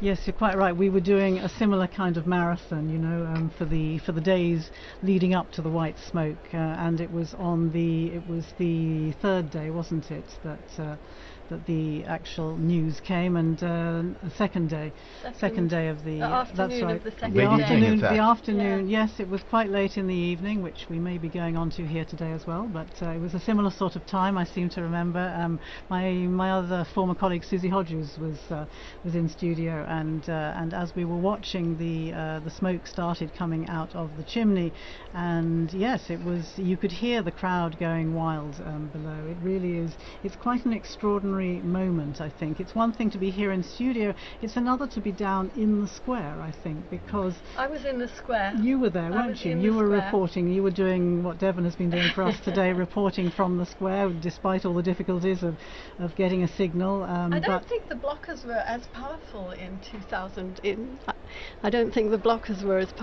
2013 because I can't imagine. They have to keep up with such technology today. I mean, you were talking about the sweeping of the Sistine Chapel and also the Santa Marta. I would assume they have to sweep that as well. But the Cardinals had to turn in all of their cell phones, check your phone at the door, and so they have to. There's also a bit of a natural blockage that happens, especially after the White Smoke, when you go from maybe 10,000, 20,000, 30,000 to suddenly everyone. 250,000 people, 300,000 people, not just in St. Peter's Square, up the Via della Conciliazione, the road leading to St. Peter's, and everybody has their cell phone on.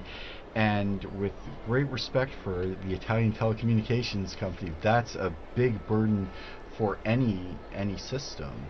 And so when you are trying to get out there and you're there and you're trying to send the video of you with the selfie with the new Pope, you might have trouble getting a hold of your friends and family back in England, back in the United States. That was most noticeable even during the recent funeral for Pope Francis, when you have those numbers. Again, I think the figures were 400,000 officially, weren't they, between those gathered in the square and those who were along Via della Conciliazione and down on the route towards St. Mary Major for the burial when Francis was laid in his final resting place.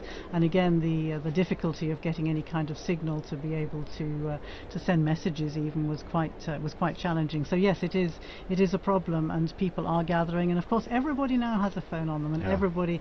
That was another thing I remember, because it was getting dark during the I remember waiting March, for Pope Francis. When the smoke came out, it was dusk, but it was still light out, and by the time they got to the actual pronouncement, the night sky was completely black. And there was a flashing of all those millions, or at least tens of thousands of cell phones as people tried to take the first pictures of the new Pope. And that is something which, of course, is quite different from in past times when people would acclaim by applauding and cheering. Well, applauding and cheering has a lot to say for itself, because I remember being in that square and Bergoglio stepping out. And to be honest, I didn't recognize him. I didn't know who he was. But close to me was a group of Argentinians, pilgrims. And immediately I realized he must be Argentinian, because they went wild. And so I think I was online, I don't remember. I think I said, I think he's an Argentinian.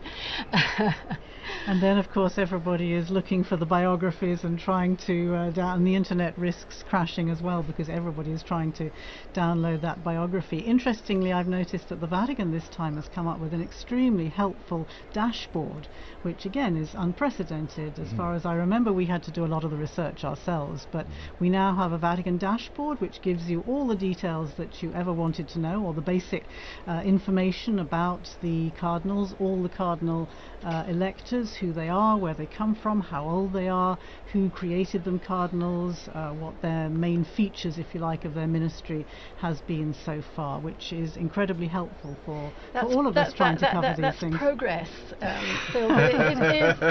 It is two-faced, in the sense that on the one hand, yes, we do have a lot of information much more readily at our fingertips. On the other hand, we are expected to be active on so many more platforms and to be there And so it's been a really steep learning curve for us as well. You know, we're going to have to be there when the smoke is white. We're going to take a screenshot. We're going to do a video. We're going to have a name out there. It's very challenging for journalists this time and age. And Linda, I'd like to go back to something you said about the applause, where applause is very significant. As you mentioned, Don, in the past, sometimes it was by acclaim. It was the voice of the people of the city of Rome. But even today, in various liturgies, we hear the people have an opportunity to signify their acceptance. And it's not a legalistic form, but there is a place for the people to express their approval of a choice of a priest, of a bishop, and less formally here for the Pope. Well, Saint Cyprian, when he was defending the papacy of Cornelius, this was in 250 AD, he said that the clergy of Rome consented to him. He was ordained by all the bishops and by the acclamation of the people. And so this is actually, it is kind of liturgical, the reception of the Pope coming out on the loggia, and then the people acceding to that election in the square. It's a very important moment. Now, sometimes the people historically have not always been so peaceable. They've made their desires known. So at the beginning, when Urban VI was elected, they made it very clear that they wanted an Italian, the people of Rome, and so that was an important way, and that's a way historically that synodality can work out too, and a way that people can have their voices heard. And this is a very historical way that people have had their voices heard. When you mentioned that we were talking earlier about acclaiming the Pope, and thinking back to that election in 2013, of course, you have that incredible acclamation and cheering, but then the other lasting memory that I have is Pope Francis asking the people to pray for him before he gave them the blessing. And in an instant you had however many thousands of people there were in the square falling silent, and so you had this extraordinary contrast between the noise of the cheering and the applause, and then the silence as he stood there for really quite a long time, with asking people to pray for him and to pray for his new ministry. That was really quite something unusual, I found. The sentry seagull is back, waiting for the news. Waiting for the news. I'm reading something quite unusual for me. I'm reading that it could even be possible that today, in the Sistine Chapel, the cardinals have actually not voted, and therefore there will not be a signal. It's a remote possibility, but it exists. Yeah, all the procedures that govern everything from the moment we learn of the death of the Holy Father, or the moment of his resignation, through the ceremonies to say farewell to the previous Pope, through the period of mourning, the organization of the conclave, how the College of Cardinals organizes the events, to the entry into the conclave, and all of the details of the voting are laid out very, very precisely in a document which we've heard many times, Universi Dominici Gregis, the name of the document that covers all of this. And there is, what that document foresees is that normally the cardinals would proceed immediately to a vote this evening. However, that's not an absolute, and there is admittedly a pretty remote possibility that they don't proceed immediately to a vote. There's also what would be a very strange possibility, but we've talked about this earlier, not unheard of, if the cardinals should choose someone who is not in the Sistine Chapel, they might take a vote, but the vote is not formalized and elect a pope, but the pope is not elected until he accepts. So you wouldn't burn the ballots, you wouldn't see the white smoke, and meanwhile the cardinal electors would have to call outside the cardinal, probably make a phone call, and ask their choice to become pope. And in that case, we would not see the smoke, and then people would really start talking. Yes, that would be a journalistic crisis for sure at that. And the question: when was the last pope who was not in the conclave to be elected? It was Urban VI. It was that election right before the Great Western Schism. He was the Archbishop of Bari, and so they elected someone outside of the conclave, and so they had to send him notice of that. And it took a long while, and the people of Rome were relatively restless until they found out that, don't worry, we have elected an Italian. And they all went home and had a party. So. Meanwhile, as we've been chatting away here, the cardinals are still gathered in one of the probably most magnificent chapels in the whole world. Full of symbology as well. We all know the final judgment on the wall of the apse. We all know the creation on the ceiling. But there are a lot of other paintings in there as well, including some Raphaels and a very symbolic Perugino, which shows Christ handing the keys to St. Peter. Delving into the bottomless archive of Vatican Radio, I found another program by Veronica Scaresbrick. It's a short one. She speaks to a professor of fine arts, Brina Ennis, who tells us about that particular fresco, which is part of the cycle of Christ on the right-hand wall as you enter the Sistine Chapel.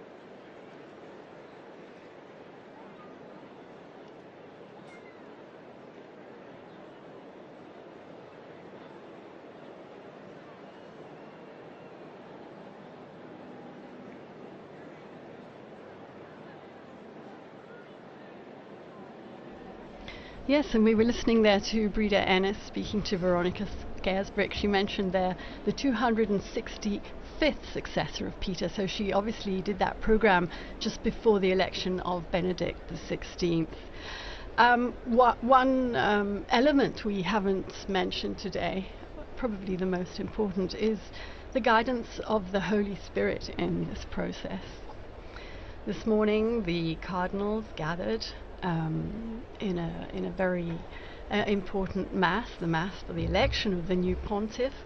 The mass was presided over by Cardinal Giovanni Battista Re. He's the dean of the College of Cardinals, and he asked the participants in the conclave, the cardinals, to join in prayer to ask the Holy Spirit for guidance.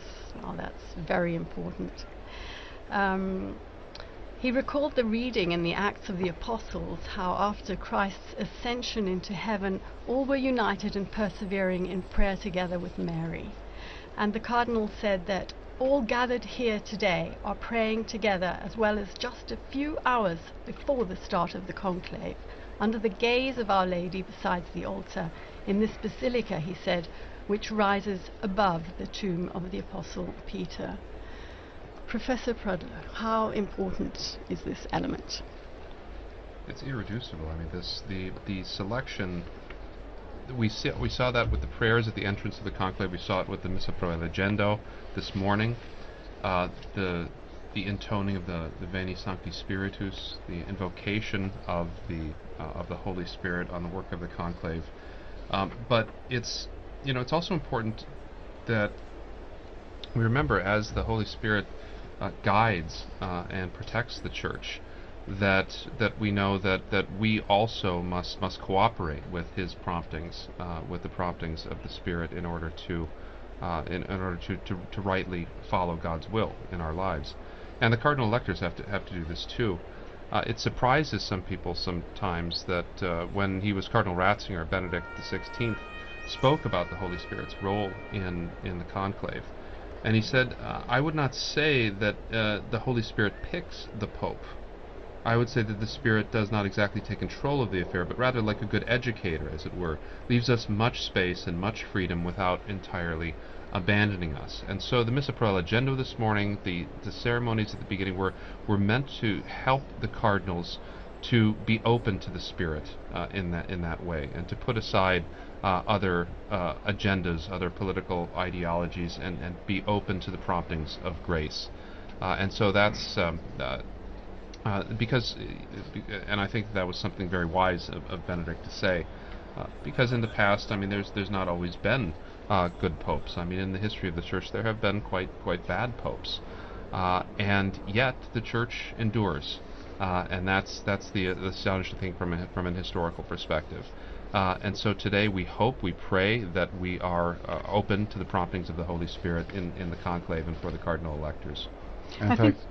I think it's particularly interesting that Mass is not just for the cardinals, but of course it's a Mass in St. Peter's Basilica, open to the public and to a lot of other people who want to come along and want to be part of that moment at the beginning. As you say, it's marking the beginning of the conclave, and to be actually part of that and to be able to pray together with the cardinal electors for the new Pope is an incredibly moving moment. And again, I noticed this morning there were a number of the ecumenical representatives here in Rome. We have a new Anglican bishop, Bishop Anthony, who is the new head of the Anglican Centre. We have the head of the Methodist Ecumenical Office, the Reformed churches, and they were there together with representatives from the Council, the Dicastery for Christian Unity, again praying together and gathered together with the cardinal electors, praying for a successful outcome to this conclave under the guidance, as you say, of the Holy Spirit. And that homily by Cardinal Re brings us back to the whole concept of unity as well, because he also reminded those present about the duty to maintain the unity of the Church on the path traced out by Christ.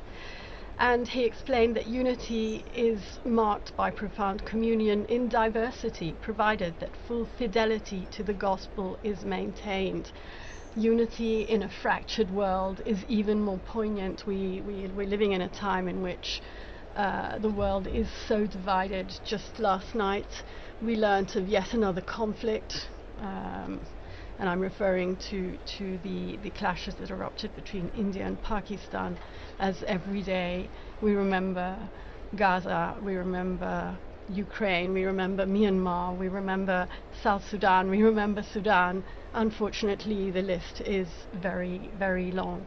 So we really do need a moral compass back in this world.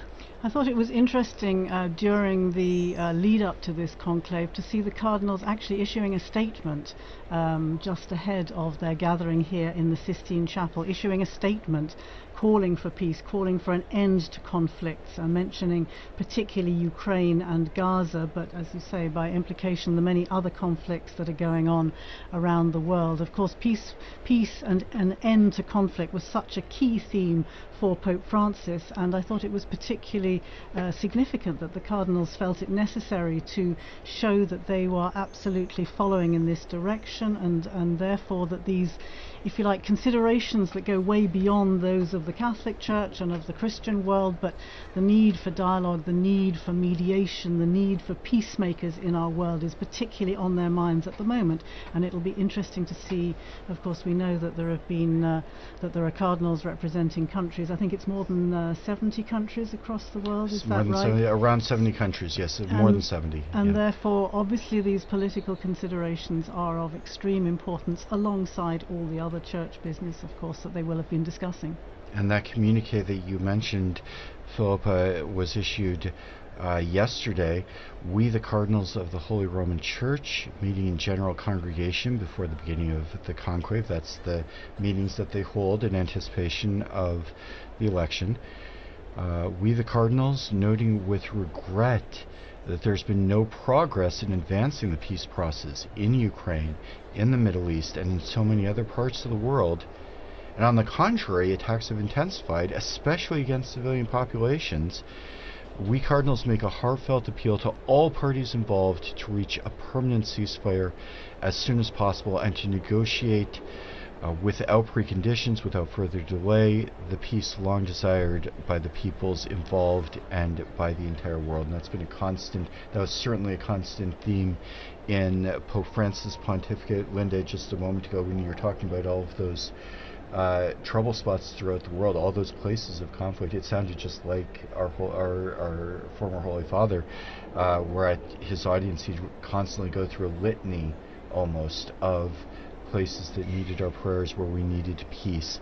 And the Cardinals conclude their appeal. We invite all the faithful to intensify their supplication to the Lord for a just and lasting peace. Linda, I know you follow closely the Pope's appeals for peace over the years, not just Pope Francis, but also before that.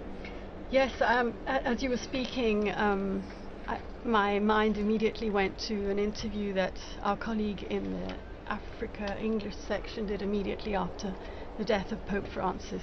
He interviewed the Bishop of Juba in South Sudan, who said, "We have lost the only advocate we have on this world scenario. We have lost the only voice who brings our suffering to the international community whenever he can." You know, it's a huge, huge void.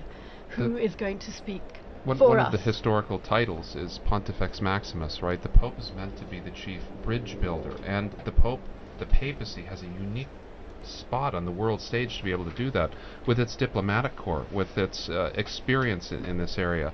And I think back, Francis stands in a long line of popes who have been dedicated single-mindedly to peace. I think Benedict, one of the reasons Benedict chose that the name was Benedict XV, the great Pope of Peace in World War I. And I think of all of the appeals that Pius XII made during the devastation of World War II. And so the papacy is a beacon and needs to continue to be a beacon for these peacemaking movements in the world. Coming back to South Sudan again, yes, popes have traditionally been peacemakers, people appealing for peace, but I think one of Francis's great strengths, of course, was his gestures, his ability to speak through gestures. And thinking of South Sudan, another thing that really comes to mind was the time that he met with the South Sudanese leaders, the president and the vice president, who were at loggerheads with each other. The conflict had been dragging on. He invited them to the Vatican for that session with the Archbishop of Canterbury and the moderator of the Church of Scotland. And I'm sure you've all seen the pictures where he gets down on his knees with great difficulty, and he gets down on his knees to kiss the shoes of these leaders in an extraordinary symbolic gesture of humility, to say to these leaders, these military leaders, stop the fighting. You've been elected to serve your people. And these are the gestures that I think sadly hasn't seemed to have been able to put an end to the war in that country, but very, very poignant and powerful gestures which will remain with us. And let's remember all the times the popes have gone to the United Nations. We'll never forget Jamais plus la guerre, Pope Paul VI, and then Pope John Paul II, and Pope Francis. They have all been to that incredible forum of nations, that family of nations, to say stop fighting, listen to the voice of the people. And as Pope Francis very famously wrote in his encyclical Laudato Si, heed the cry of the earth, heed the cry of the poor. It's an incredibly important role. And I think you mentioned Pope Paul's very heartfelt. You could see it on his face when he cried out, "Never again war, never again war." And I think every subsequent pope that's visited the United Nations has quoted him there.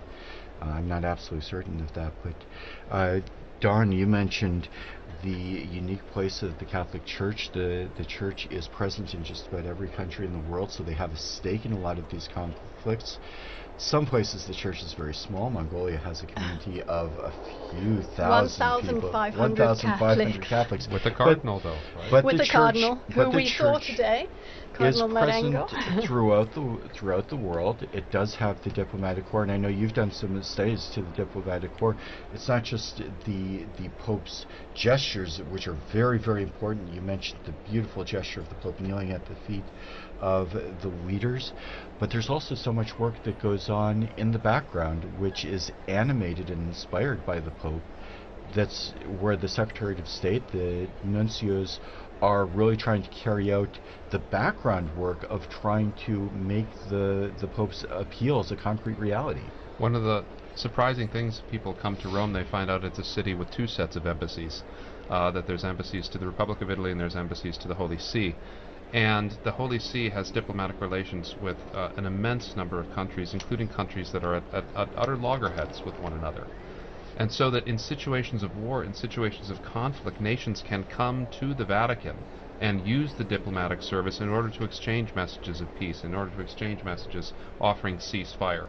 And so it's very important to remember the work of nuncios, of the special envoys. When the Pope sent Cardinal Zuppi to Ukraine as a special envoy for peace, that this is something the Catholic Church is very good at and can be a force for helping to establish lasting peace in these troubled areas. As you said, Don, that's something that the Church can do, where you can speak with both parties as, if not exactly a neutral party, but at least something that's a little taking a step back, where you can't talk to one another, but you can talk to someone else. We saw that with the Second World War and some of the tremendous work of the Department of State.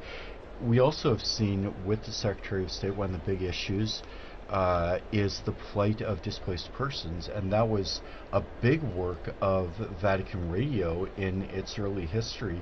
Linda Philippa, maybe you could speak about that role of the Holy See in the humanitarian work of the role of Vatican Radio in the humanitarian work of the Holy See. Well, I think you're probably referring to the Second World War, right? Especially, yes. When the radio started a service announcing the names of prisoners of war, in order that people could tune in and hear whether their husbands, their fathers, their brothers were in these prisoner of war camps following the Second World War. And that was, as I say, way back after the Second World War. But of course, if you're talking about the plight of displaced people, then much more recently during this past decade, of course, we think of how significant an issue, I would say a top priority, this was for Pope Francis. Hard to forget that the first place he chose to visit after his election was the tiny island of Lampedusa down to the south of Italy here. Why? Because he wanted to remember all the people, all the many people who have lost their lives trying to flee their countries, trying to get to safety and security for their families, and losing their lives in the Mediterranean in these terrible flimsy boats that just capsize. And so these kind of, again, the image of him throwing that those flowers into the wreaths of flowers into the sea from the boat to remember the people who'd lost their lives there, and then speaking with other migrants who had successfully arrived in Lampedusa on that first visit.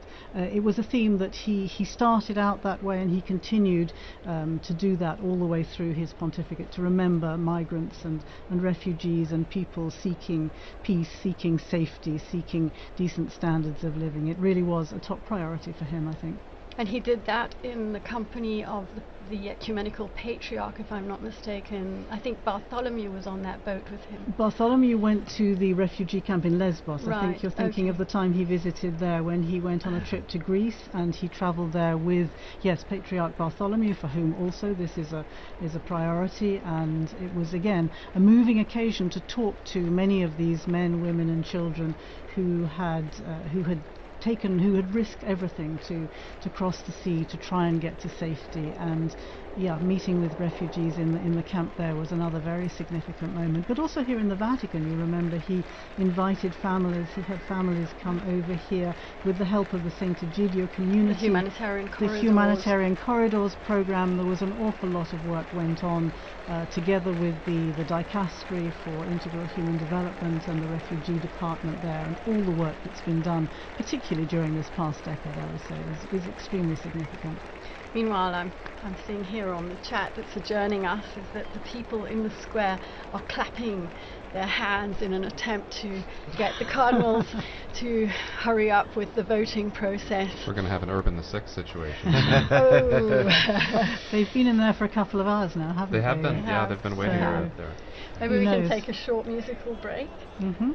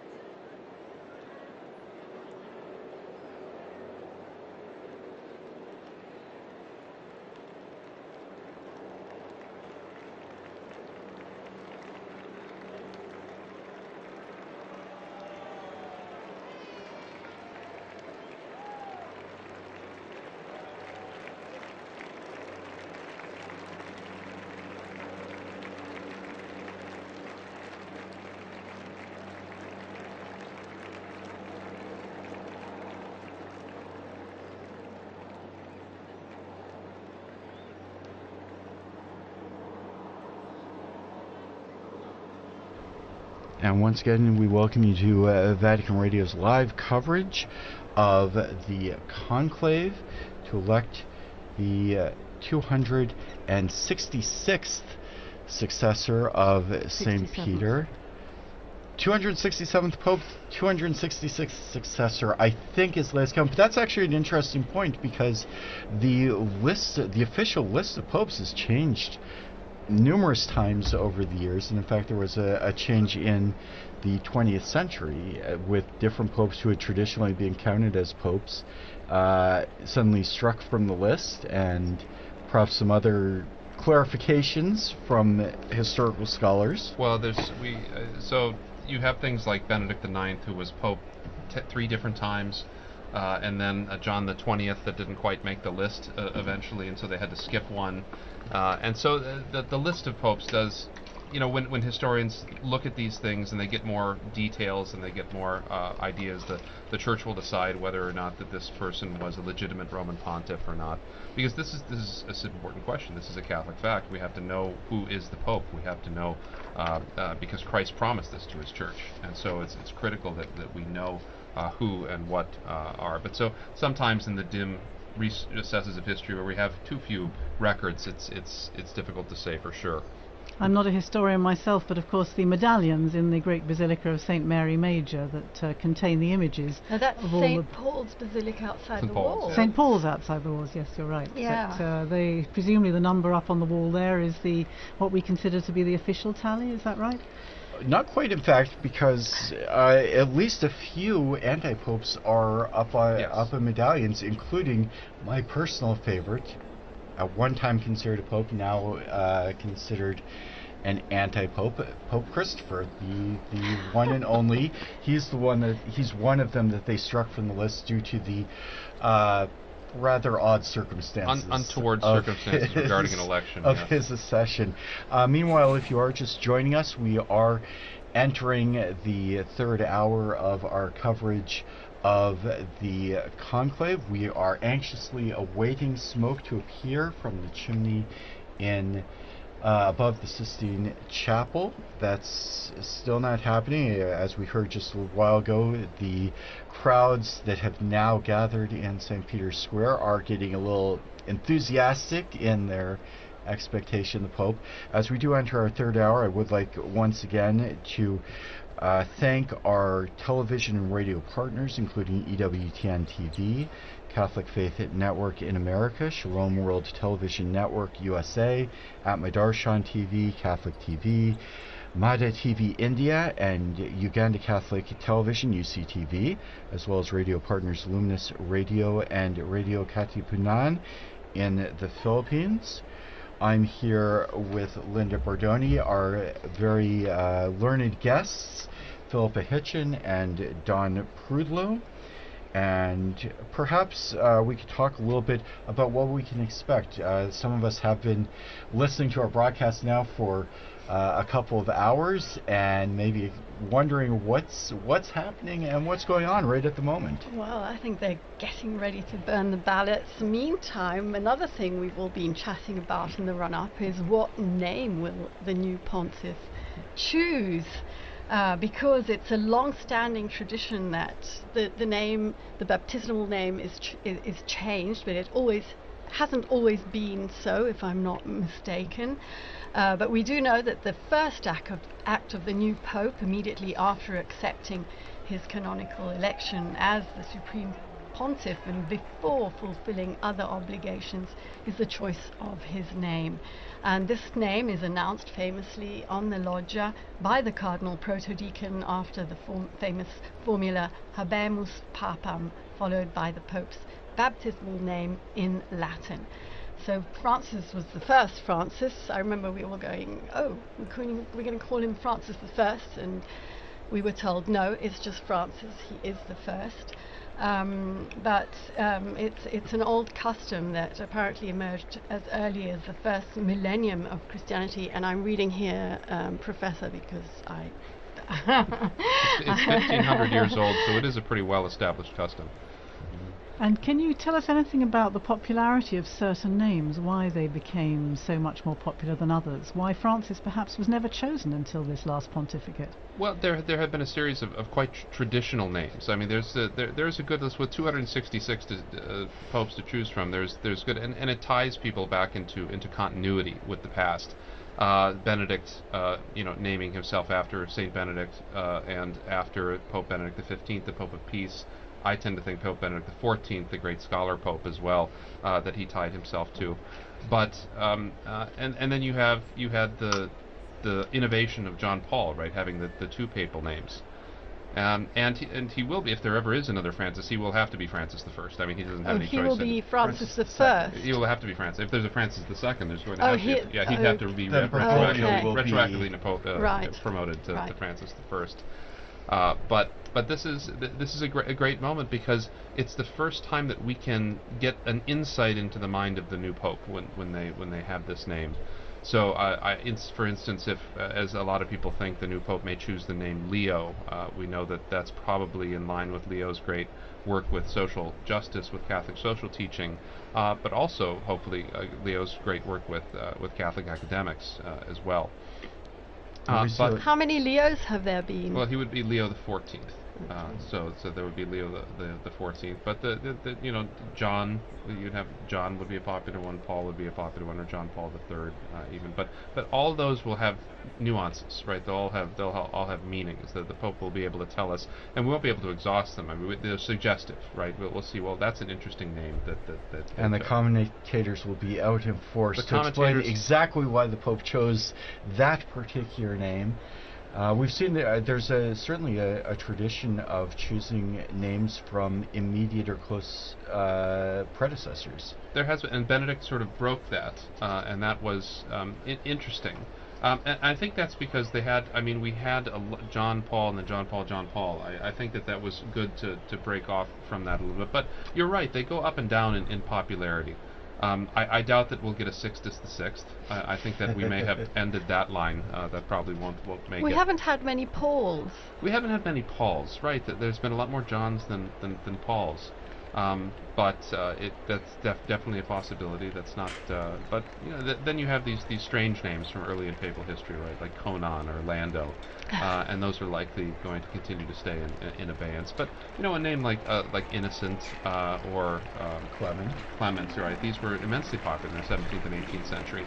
And they tied them back to those great histories with those names too. I mean, John's was kind of a surprise, because there had not been very many creditable Johns in papal history, and so it was kind of a surprise, particularly. And there was controversy even about his numbering, because one of the anti-popes of Avignon was John the 23rd. There's actually an anti-pope, John the 23rd, buried in Florence, so that was confusing as well. But he wanted to make his personal statement with that. And as you say, some names gain popularity because of wildly popular popes, but some names fall off when you've had a pope who really did have, as you said, a discreditable reputation, and suddenly we see a lot fewer. One of perhaps the most famous bad popes, Alexander VI, and we did have a successor, but afterwards the name just kind of fell into disuse for now since several hundred years. Right, that's right. But this, I mean, there was very good Alexanders in history as well, some not so good Alexanders. But and popes don't always choose a name based on Christian principles. So Pius II, he was Aeneas Silvius Piccolomini, and he was so enamored of the Aeneid that he wanted to be Pius Aeneas. So he was Pius II, not because of any devotion to St. Pius. Julius because of the devotion to Virgil. To Virgil. Well, it's much like Dante, right? Our beloved Dante. And Julius II wanted to be named after Julius Caesar. I think so. That worked. But there were both Piuses after Pius II and Juliuses after Julius II. So having had so many Italian popes, of course, throughout history, all selecting from perhaps what you're talking about, some of the traditional names, I'm wondering what a difference it might make having cardinals from these 70 different countries, and if perhaps we should have a pope from Africa or Asia or again Latin America, wondering what difference that might make in the selection of a name. That would be interesting, because we have had Greek popes and Syriac popes and African popes. The great Pope Gelasius was North African. and Pope Zephyrinus was Syrian. There was a period in the 8th century where we had almost all Greek and Syrian popes. And so looking back to that history would be instructive as well. I mean, to the persecuted Christians of the Middle East or of North Africa, it could point to that and still be rooted in the Church's history as well. You certainly need a historian on hand, don't you, to help you make this selection. I can see that you're never going to be out of a job. They've never let historians into the conclave, though. There's no on-call historian, so maybe. And how important is it that a pope be proficient in Latin? Well, I think it's critical as the patriarch of the West and as the head of the Latin Rite of the Catholic Church. I mean, it's pretty critical. And you saw, I mean, the when you have these big international events, you notice that the entire thing was conducted in Latin for these cardinals, and it helps in a certain sense to decenter any particular ethnicity or linguistic group that provides something of that common unity that when the liturgy used to be in one language, that did provide that commonality throughout the world, but still today provides it at these really critical moments, so that when all Christians come together in Rome to celebrate Mass with the Pope, that they can sing the Pater Noster in one language, and so I think that's a wonderful thing. So it's pretty critical that he knows. The new Pope will have to know Italian too, since Italian has become the lingua franca of the Holy See. It was very interesting during the broadcast prior to this one when we watched the cardinals going into conclave, and there was a long moment where each of the cardinals swore to uphold the oath. The full oath was read by Cardinal Parolin, and then each successive cardinal said, "I personally swear to abide by this with my hands on the Gospels." But all of them made that oath in Latin. And if you were watching on the video, you saw they had a cheat sheet in front of them with the precise phrase. What was really fascinating, you saw Latin cardinals, but you also saw cardinals from Eastern churches from all over the world, and each of them was pronouncing the exact same words in Latin in their own language. And I thought that was one of the most moving parts of the ceremony, where you'd hear an American perhaps with a bit of an Irish accent, and you'd hear a Japanese cardinal or an African cardinal, or cardinals from all over the world. Mm-hmm. I heard Stephen Brislin with his South African out. accent. For those of you, I mean, we all remember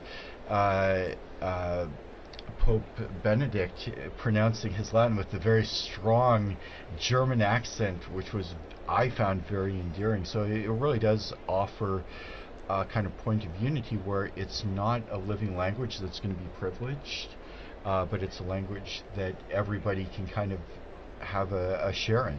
And yet the language question, of course, is quite an issue for cardinals coming from so many different countries, perhaps in places where they haven't had an education in Latin to the same degree as would happen here, for example, in the universities, the pontifical universities in Rome. Even in the general congregations and so on and so forth, what is the general rule for the language that is spoken? You mentioned the need to speak Italian, of course, if you are elected Pope, because that is the language. As the Bishop of Rome, you're expected to have a good command of Italian, but that isn't necessarily the case for a lot of these men, is it? Several popes have reiterated the importance of learning Latin, and so, because I mean that's the language of canon law and of all official documents in the Catholic Church. It's really critical that we help to form young priests, especially in emerging countries.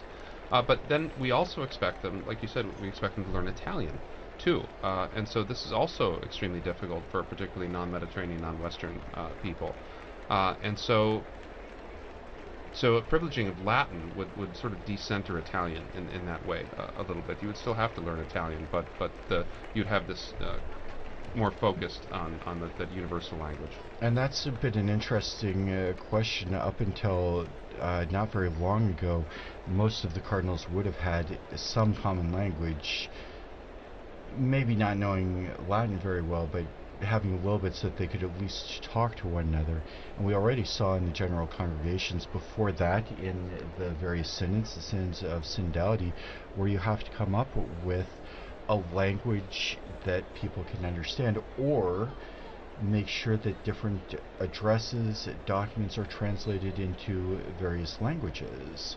For a long time, the cardinals would have been largely well educated, and or when I say well, not good, but in the sense of had a lot of education and maybe could talk to one another. One of the things they've talked about with this conclave, with 133 different cardinals, not all of them speak Italian, not all of them speak English or Spanish, which are somewhat common languages, but they're in a room where if they want to talk to one another, there are some limitations as to their ability to communicate.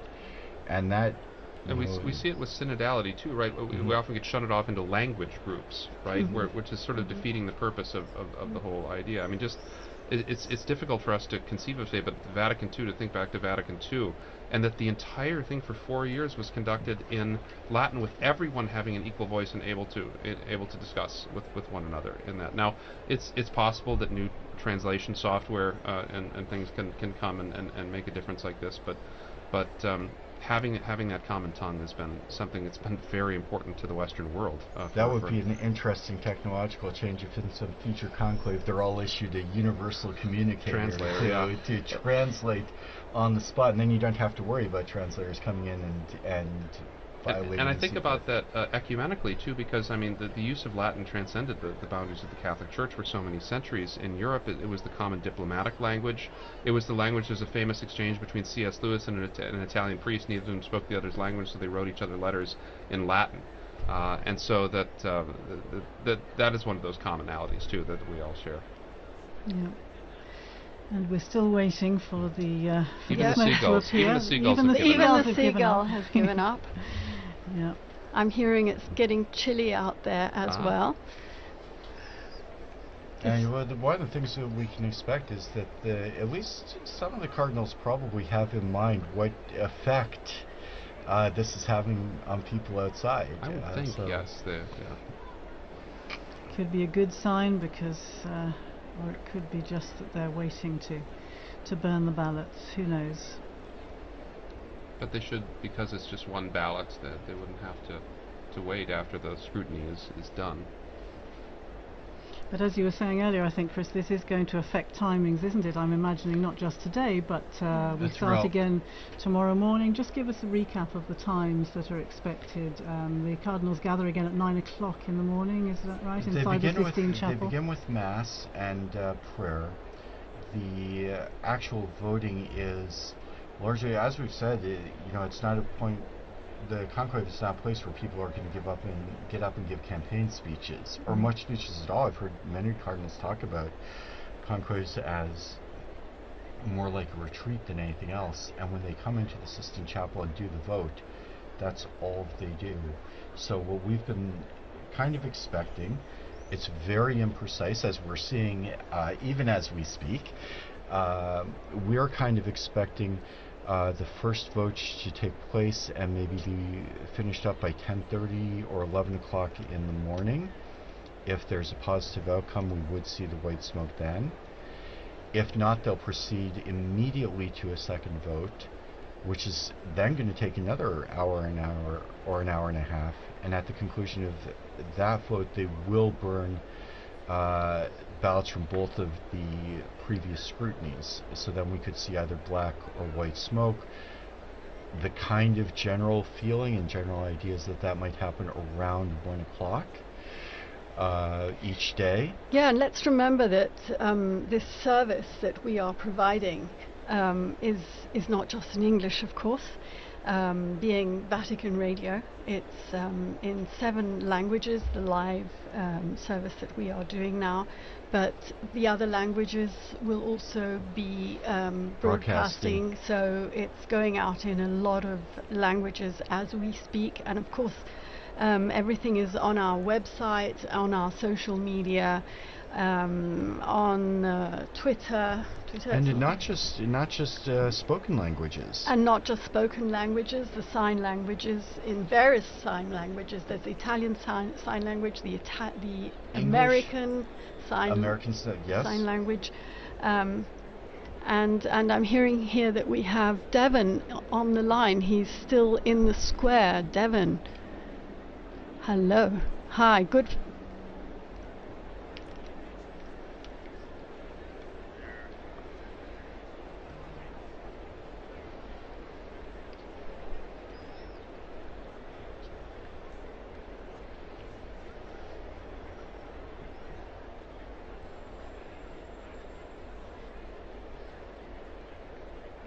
Is it getting dark?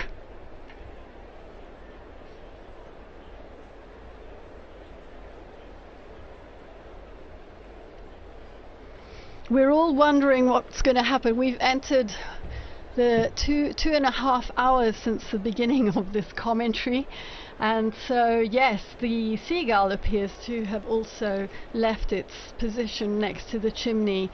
Perhaps also growing impatient.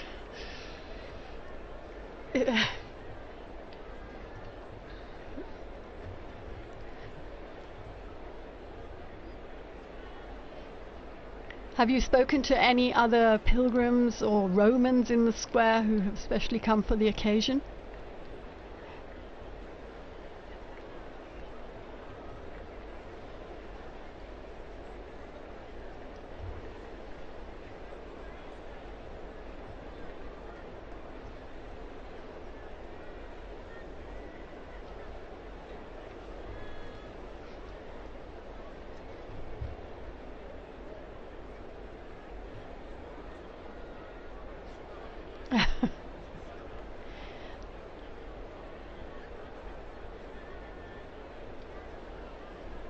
Absolutely. We will. Thank you very much, Devin. And what's very interesting is that if they've chosen not to do a vote this evening, or if there's a problem, that's probably not the level of intervention that will cause them to break the conclave. So there's no real means for them to let us know what's happening inside. So we're gonna keep guessing and keep waiting and praying.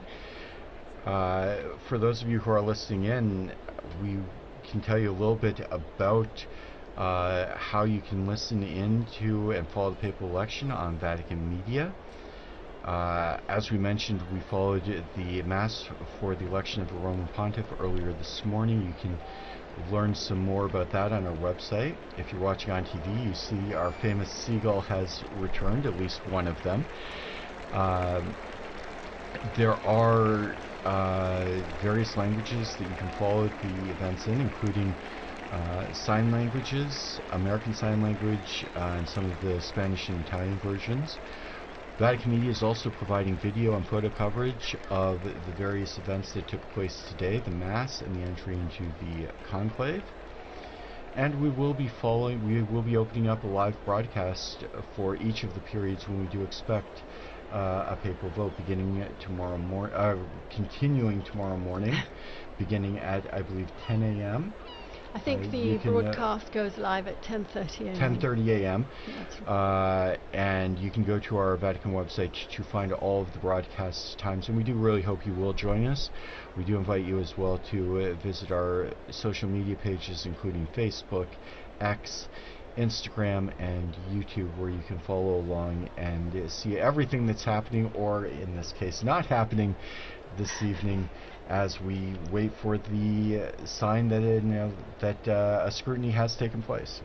You're talking about social media, you're talking about the radio broadcasts. Of course, the Osservatore Romano, the Vatican newspaper, is also waiting anxiously for the results of this papal election. If I remember rightly, they produce a special edition, remember rightly. Yes. And almost as soon as the announcement is made on the balcony, the presses start rolling, or at least the copy editors start putting out this edition so that it can be distributed free, I think, in St. Peter's Square to people as soon after the event. As was the one that marked the passing of Pope Francis. Meanwhile, they tell me we have someone else in the square. It's Sister Nina Kravich. She works here at the Dicastery for Communications. She is a communications expert. Nina, hello.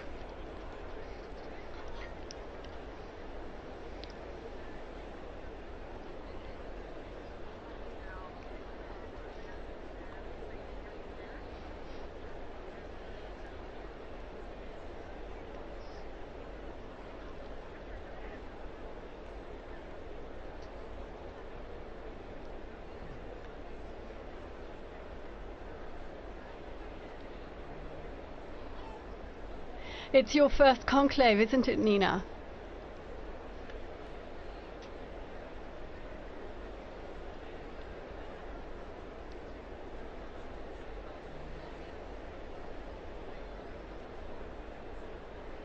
You are an expert in communications, but not only in social media communications. How do you think Generation X, the millennials, are following this conclave? How do you think? I was speaking about social media, which is very much your field, and getting the message out to the younger generations. How are they following this conclave? What kind of interest have you been perceiving from them? You are very young yourself, Nina.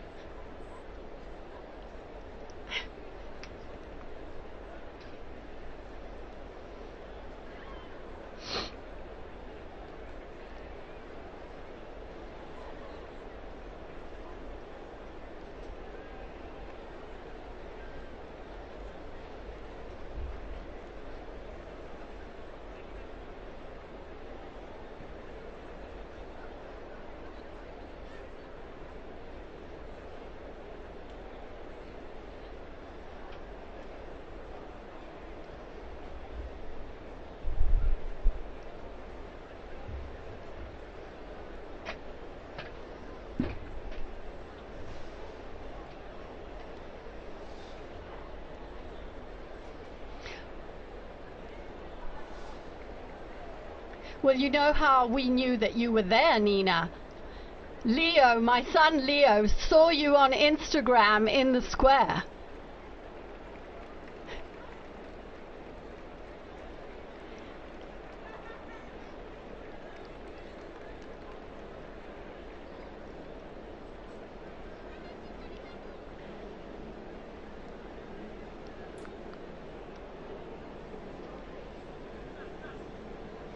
Right.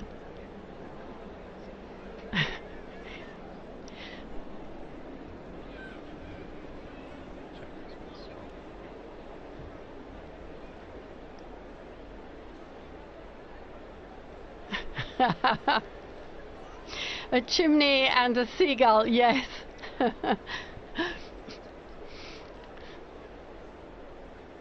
Thank you, Nina. Yes. We'll be speaking to you again. Yeah, absolutely. Okay. Thank you. Bye-bye. Bye-bye. So that was Nina Krapic. She knows all about influencers and the dicastery that has understood very profoundly that it has to move with the times if it wants to keep up with the world, and has brought her in to study the role of influencers in communication and to talk to gatherings. She goes to speak at conferences about the church and communications with a very new voice. You need a dicastery of influencing. Interesting, though, that what we think of as the generation that likes everything instantly, that people should be standing there for an hour and a half, 2.5 hours now, watching a chimney without anything happening at all. So quite a turnout for the books, and interesting to see the reaction. Will people not be so interested over the coming days, or will that simply increase the tension and increase the interest? We'll have to see tomorrow what happens. Francesca's telling me the numbers have gone up. There are 45,000 people in the square at 20:35. That's 25 to 9 local time here in Rome. Well, it's still mercifully before Italian dinner time, but it's well past American dinner time. You were giving us the timeline, Chris, earlier on. Tomorrow in the morning, as you say, the cardinals go in. They have 2 votes in the morning. Then they break for lunch, don't they? They do have a break in the afternoon. They will, after the second vote, if the first vote is not conclusive, they'll go immediately to the second vote. Then they do have some time. They'll have their lunch. There will be more prayers. Of course, each session of the voting in the Sistine Chapel is marked by prayer, especially to the Holy Spirit. We can take a look at some of the prayers that we saw today for the opening of the conclave.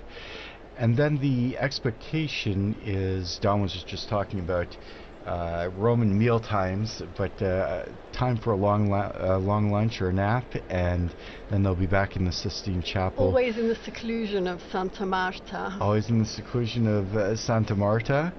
I was struck, we've mentioned a couple of times, the movie The Conclave, and we've all seen various parts of the Conclave, and I noticed a lot of the sets bear zero resemblance whatsoever to the places they're purporting to be. But going back to the schedule, we will have, or expect to have, a vote in the afternoon. That's what's provided for in Universi Dominici Gregis. We'll begin coverage around 4 in the afternoon Rome time. And if there is a successful vote, we'll see the white smoke. Otherwise, we'll have to wait for a few more hours, and possibly the first smoke we might see in the afternoon in coming days might be around 5:30 or 6. Later, if it does go to a second ballot, we will see smoke of some sort, hopefully, around 7 or 7:30 is the expectation. But as we talked about, there was... I'm getting news about that. Apparently the last time there was not a vote, so there was no smoke during the session, was in 1941. But they're also pointing there wouldn't out... have been, right? Because there wasn't a conclave that year. Ooh, wow. So that was to be expected. So that was not a good information I get here. Because they also point out there were far fewer cardinals in that conclave, but as you say, no conclave in 1941.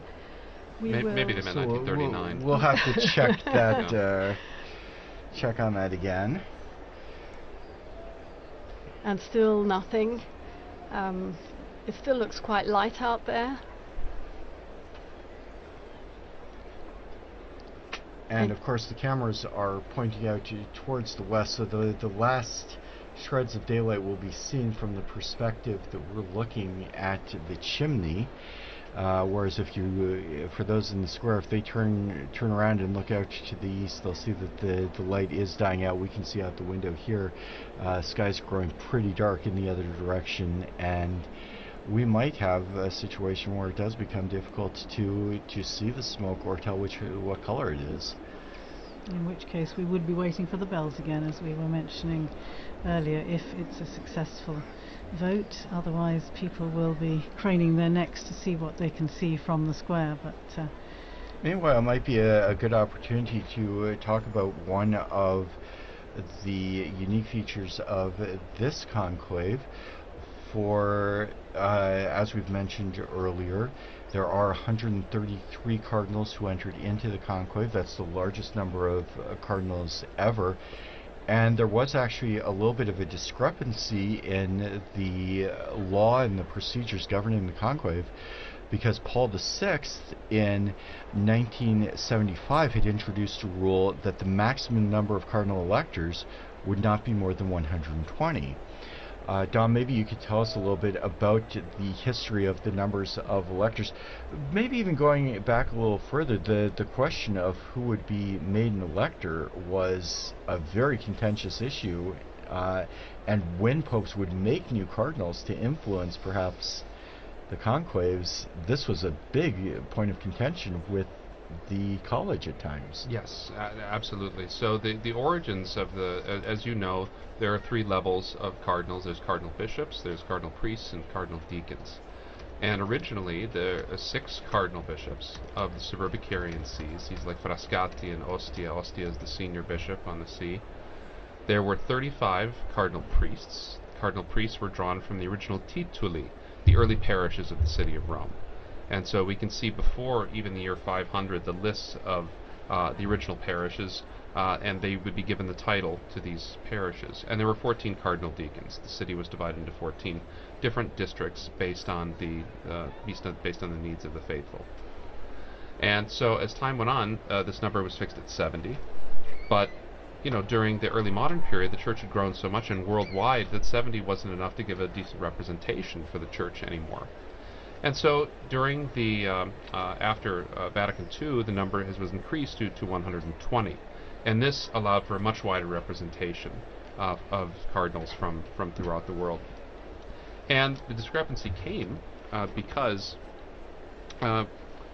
because popes wanted to make more appointments, because you have cardinals aging out all the time. They're always, every month or two you have another cardinal that doesn't get to vote anymore. And it's not just Francis that exceeded the number. Benedict and John Paul also exceeded the number. They just did not have a conclave during the period when the number was exceeded.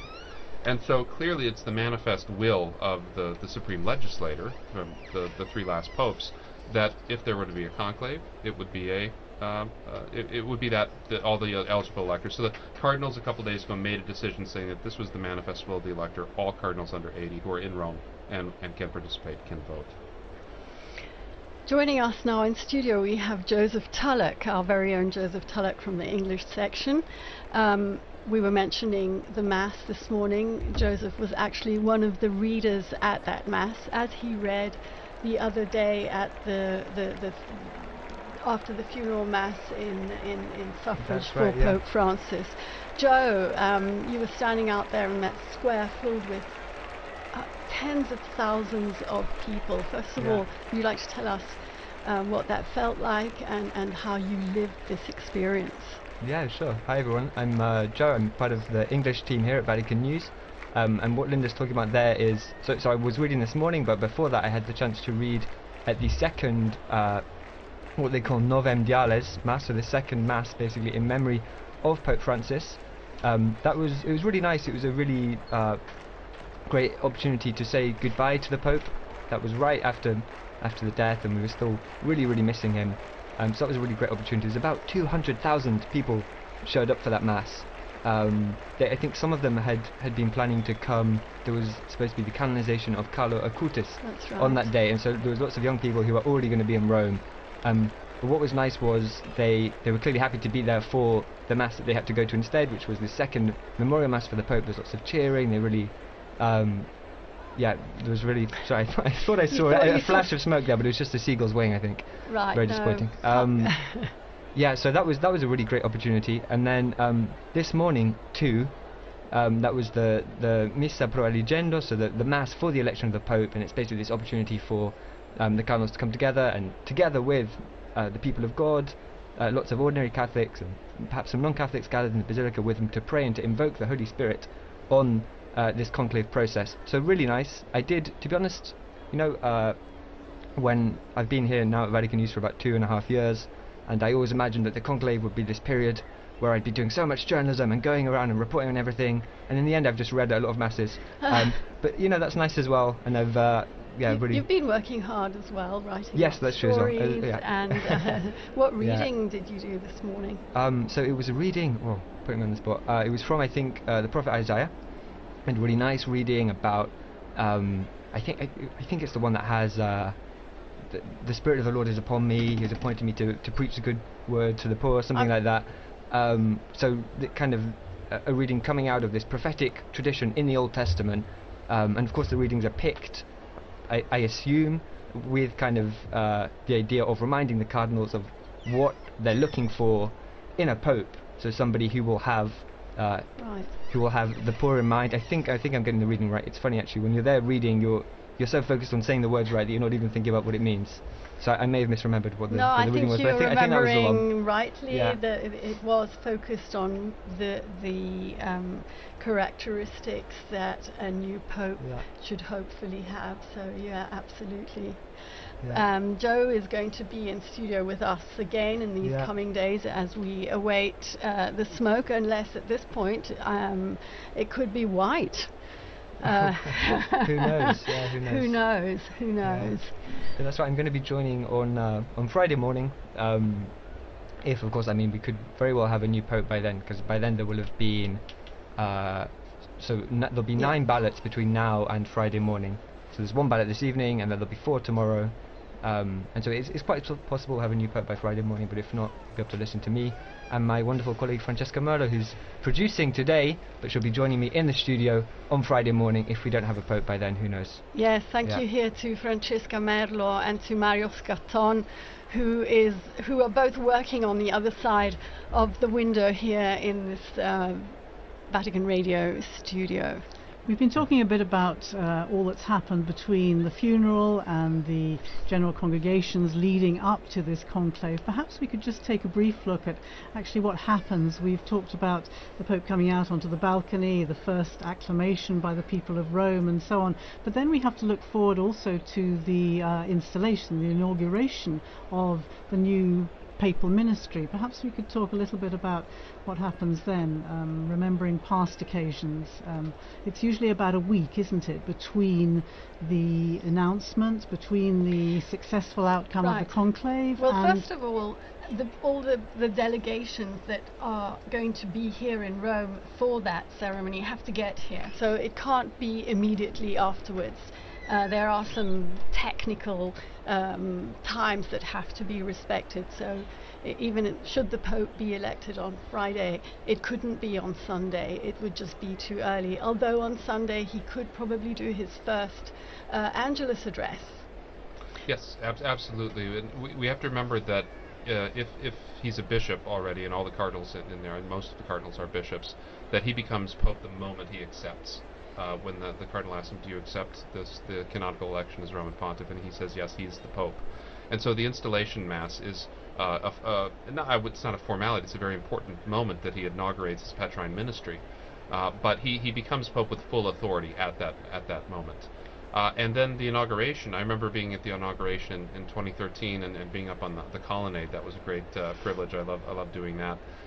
And you see, because then you allow people just for the funeral too, like when they have the delay, you want the dignitaries to be able to come, and they will come. I mean, as we've seen it, I mean, the world pays attention to what happens in the city, and that's critical. But there's a whole set of ceremonies that go along with the new Pope, right? That culminate really after the installation mass with the actual possessio, the taking possession of his cathedral at St. John Lateran, which I was also present for when Pope Francis took charge of his cathedral. And so this is a wonderful series of events that makes fuller the meaning of what's happening in the Sistine Chapel right now. Pope Francis particularly wanted his inauguration, if I remember correctly, to be on the feast day of St. Joseph, isn't that right? And that, of course, became, again, a bit of a theme during the pontificate. We learnt that he had the statue of the sleeping Joseph that he would keep on his bedside table there in Santa Marta. Had a particular significance for him, didn't it? And he inserted the name of Joseph in every Mass that was said throughout the world. So this is a great devotion to St. Joseph, to St. Joseph in his feast days, as patron of the Universal Church, but also as a patron of workers and as a patron of Christian fathers. It was very important to him, for sure. The thing I remember particularly about the installation of Francis, of course, was that it was only 3 days apart from the Archbishop of Canterbury, and because I was covering ecumenical affairs, I wanted to be in both places, and fortunately, because there was that little time gap, it could have been on the same day, but actually in the end I was able to be here in Rome for the papal inaugural Mass, the papal installation, and then get to Canterbury as well for the Archbishop of Canterbury's taking the beginning of his ministry there in Canterbury Cathedral. And there was a nice, when Francis died, there was a nice little tribute from Justin Welby, no longer of course the Archbishop of Canterbury, but there was a nice tribute in which he talks about his first meeting with Pope Francis, and he was ushered into these extraordinarily elaborate and baroque surroundings in the apostolic palace, and feeling a little bit intimidated anyway, and he sits down, and the Pope begins by saying, I'm senior to you, as you know, and of course his kind of heart sunk, and he thought, well, this kind of wasn't the tone I was expecting, and then the Pope looks up and jokes and goes, by 3 days only, and that was kind of the tone that the jokes continued, and it was the beginning of a very strong relationship in which they kind of lived out this ministry of walking and working together, which became the leitmotif of the sort of Anglican Catholic dialogue through this past 12 years. Well, in a much more modest register, we also learnt to know him and to walk with him after that 13th of March, which we don't forget because we were here. We didn't know who Bergoglio was, and very slowly we began to understand him, he went to Lampedusa, as you mentioned, his very first journey abroad, after having said that he didn't really want to travel. It wasn't his thing, but he went to Lampedusa because that issue was so important for him. And being there, he realized, he told us afterwards, he realized how important it was for the people to feel his closeness and to feel he was going to them. And he ended up undertaking 48 apostolic journeys abroad, as well as many others within Italy. Joe was on his last apostolic journey abroad to Belgium. Yeah, penultimate, because the last one was to Corsica, exactly. But you went to Belgium. That's right. Yeah. So there was a very quick one to Corsica where he came back, and I think within the day, exactly. But before that, the longest kind of traditional papal journey, the last traditional papal journey was the one he did to Luxembourg and Belgium. I was with the Pope for the stop he did in Belgium, and it was an interesting papal journey because it came right after this huge one that lasted several weeks across a couple of countries in Asia. So 4 countries. 4 countries in Asia. Asia and Oceania. Yeah, and there'd been some. So, for instance, he'd been in East Timor, where something crazy like 70% or 60% of the population turned up for a mass he celebrated, and these incredible scenes. And I think it's the most Catholic country in the world, with the possible exception of Vatican City. No, I think it's more Catholic than Vatican City. Okay. That's what the Vatican officials quit. But okay. Right. And so he'd just come back from that, and then he came to Belgium, which is obviously a fairly secular country. It's a country that's been really marked by the sexual abuse crisis, which is something that's happened in the church all over the world, but it was particularly bad in Belgium. And so it's a country where there's also, on a level, there's some also distrust, I think you can say, towards the church. And so it was a very interesting papal journey for that reason. The Pope did a couple of things. So he met with survivors of sexual abuse, and that was a closed-door meeting, so there were no journalists there. We don't know exactly what was said, but there were some interviews afterwards with some of the survivors who said that he really listened to them and they felt moved by that. And he also visited some universities. So Belgium is home to 2 famous Catholic universities. I'm going to butcher the pronunciation. One is, I think, Leuven, and one is Louvain. And one is Dutch-speaking or Flemish-speaking, the other one is French-speaking. And they're 2 very historic, very prestigious Catholic universities, and the Pope visited both of them. There was, if I remember rightly, there was at Leuven, the Flemish Dutch-speaking one. He kind of had an exchange with the professors, and then what was interesting was afterwards when he came to Louvain, it was more a dialogue with the students.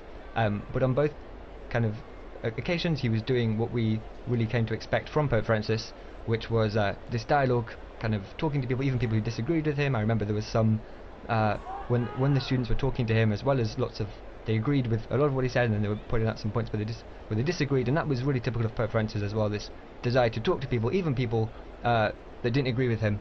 Absolutely. And so it was kind of it was a classic Francis trip in that way. I was speaking to the international director of the Jesuit Refugee Service just slightly after his death, and he said very much what you have been saying. He would sit down and enter into dialogue with the person he had before him, and it was never a problem to disagree or to listen to a differing perspective. In fact, he was interested in doing exactly that. Yeah. Certainly the fact of his meeting with Jesuits wherever he travelled in any of the journeys around the world became a particular hallmark, didn't it, of these trips, and I think a particularly important moment for the Jesuit community throughout the world. I'm wondering, Don, if you can tell us anything about the frequencies of popes belonging to particular orders as opposed to those who don't. I mean it's not terribly common. We remember it was almost a shock when Jorge Bergoglio was a Jesuit, right? It was kind of popularly thought that a Jesuit would never become pope, so that was very shocking. There have been several popes from religious orders. From the Franciscans and Dominicans, each have a handful of popes. None since the 18th century, late 18th century. There have been some monk popes, particularly during the period of the monastic revival in the 11th century. But by and large, they have been taken, a lot of them, from the secular clergy. That's been mainly, and they've kind of gone back and forth between the diplomatic corps and between canon lawyers and theologians, and that's been pretty much the case. There hasn't been too much of a... While there is always, I would say, about 15% of representation in the College of Cardinals come from religious orders. They do not often get elected to the papacy. I don't think it's any particular animus against... It maybe historically have been against Jesuits, but that's not... But I'm talking back from the very foundation of the order. But it's really something that the person has to fit the job too. And very often religious orders are focused on a ministry. They're focused on a particular specialty. And the pastor, the secular priest, the bishop has got to be all things to all people. And that often is better training for the kind of things you'll encounter in the papacy than other forms of religious living. And I'm wondering, is that 15% roughly the same today with the cardinals who are gathered behind the walls of the Sistine Chapel? I could make a count, but I would suggest it's roughly 15 to 20%. And so after the Pope died, I saw a couple of headlines saying something along the lines of Pope Francis never stopped being a Jesuit, and this idea that as you were saying there, that each of these orders has their own charism and they really mark the members of those orders. I don't know if you have any thoughts about the ways in which Pope Francis never stopped being a Jesuit, the ways in which his Jesuit formation really shaped him and became the Pope that we all knew. I think the Jesuit formation creates such strong individuals. They are able to... I mean, think of the great Jesuit missionaries that are able to operate. They're meant from the very foundation not to live in religious community, right? I mean, they're meant to be able to be sort of sole proprietors sometimes when they need to be. And so go off like Francis Xavier around the world by themselves, never see another Jesuit for years and years and years. And I think that kind of style, that kind of particularly the Jesuit emphasis on obedience and on sort of the voluntas of the superior was very much in evidence in ways that you might not see from a Dominican perspective as well. So I think that strongly individualistic way of doing things, I don't mean individualism in a bad sense, I mean a strong, well-formed person that is able to act and knows their mind and acts in that way. And Jesuit formation is really effective at creating that. And so I think we saw some of those aspects coming out in his papacy for sure.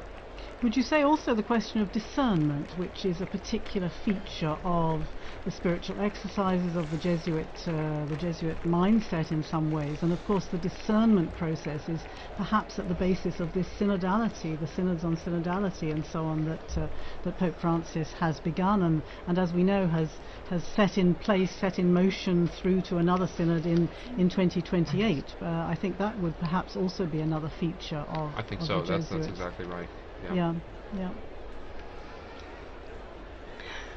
I'd like to remember Pope Francis's last gift, which was a Pope Mobile that has been readapted, thank you, Philippa, into a health clinic for the people of Gaza. I think that is such a significant and powerful gesture, reminding the world of those most in need. And it came of course following the phone calls that he traditionally made so regularly to the parish, the Holy Family Parish in Gaza, which I think you visited. I was able to do so when I went there to the Holy Land some years ago, and was able to go to Gaza with the previous parish priest, and you know how significant it is, how important it is in any situation of conflict like that to know that the world has not forgotten you, to know that people are praying for you, that people are praying for peace. And clearly those phone calls that Pope Francis insisted on making right up until even the previous weekend. From the hospital, when he was in the hospital, when he could, he would call Padre Romanelli and just ask them what they'd had for dinner. Smoke. We do have smoke. We have coming out of that chimney, but it's definitely black. Definitely black smoke. It's 21 hours. It's 9 o'clock in the evening here in Rome. And that is, They took their time with They it. took their time. They had a good think. They listened to a meditation by the papal preacher, which probably took time as well. Definitely black smoke there, I would say. And I wonder what the reaction is to in the square below, to the crowds who are seeing that, and knowing that there has been no decision, no successful outcome on this occasion. And now we have a shot of the square. I can see some cell phones flashing away there. Whether they'll be able to capture that black smoke billowing in the wind there out of the chimney and away across the rooftop of the Sistine Chapel and the rest of the Vatican museums, I'm not sure, but that's certainly black smoke. I wonder if we have some sound from the square there. Do we have squares? No, we don't. They tell us we don't, but we can see. Here we are.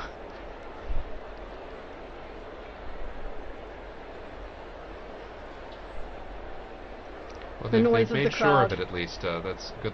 They've wow. got a good bit of it. Yes, a good crowd in the square. And you can see, of course, those giant screens set up so that even if you can't actually see from where you're standing, which it looks difficult to see from it that does, doesn't it? Yeah. And in fact, I remember that from past And as you years. were saying, it's dark. At nighttime, yes, it becomes difficult. Okay. Well, that is again. I never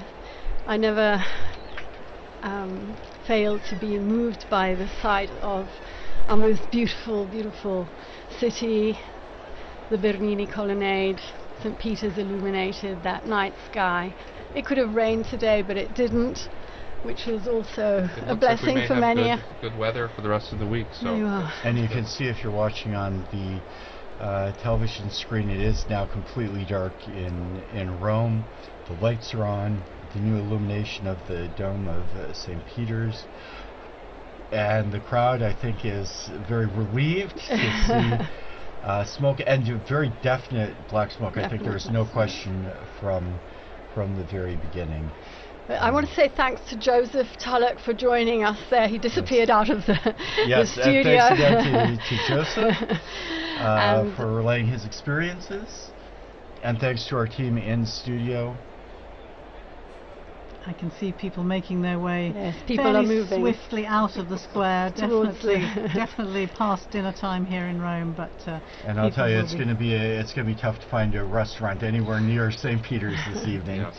But do keep following us here on Vatican Media, Vatican News. We'll start tomorrow again at 10:30. Is that right? Rome time? You are a guest tomorrow morning again, yes. and with Christopher Wells here in studio. So yes, 10:30 Rome time tomorrow morning for another marathon and commentary. We'll have Devin as well tomorrow in the anchor spot. Yes. He joined us with some great contributions from the square.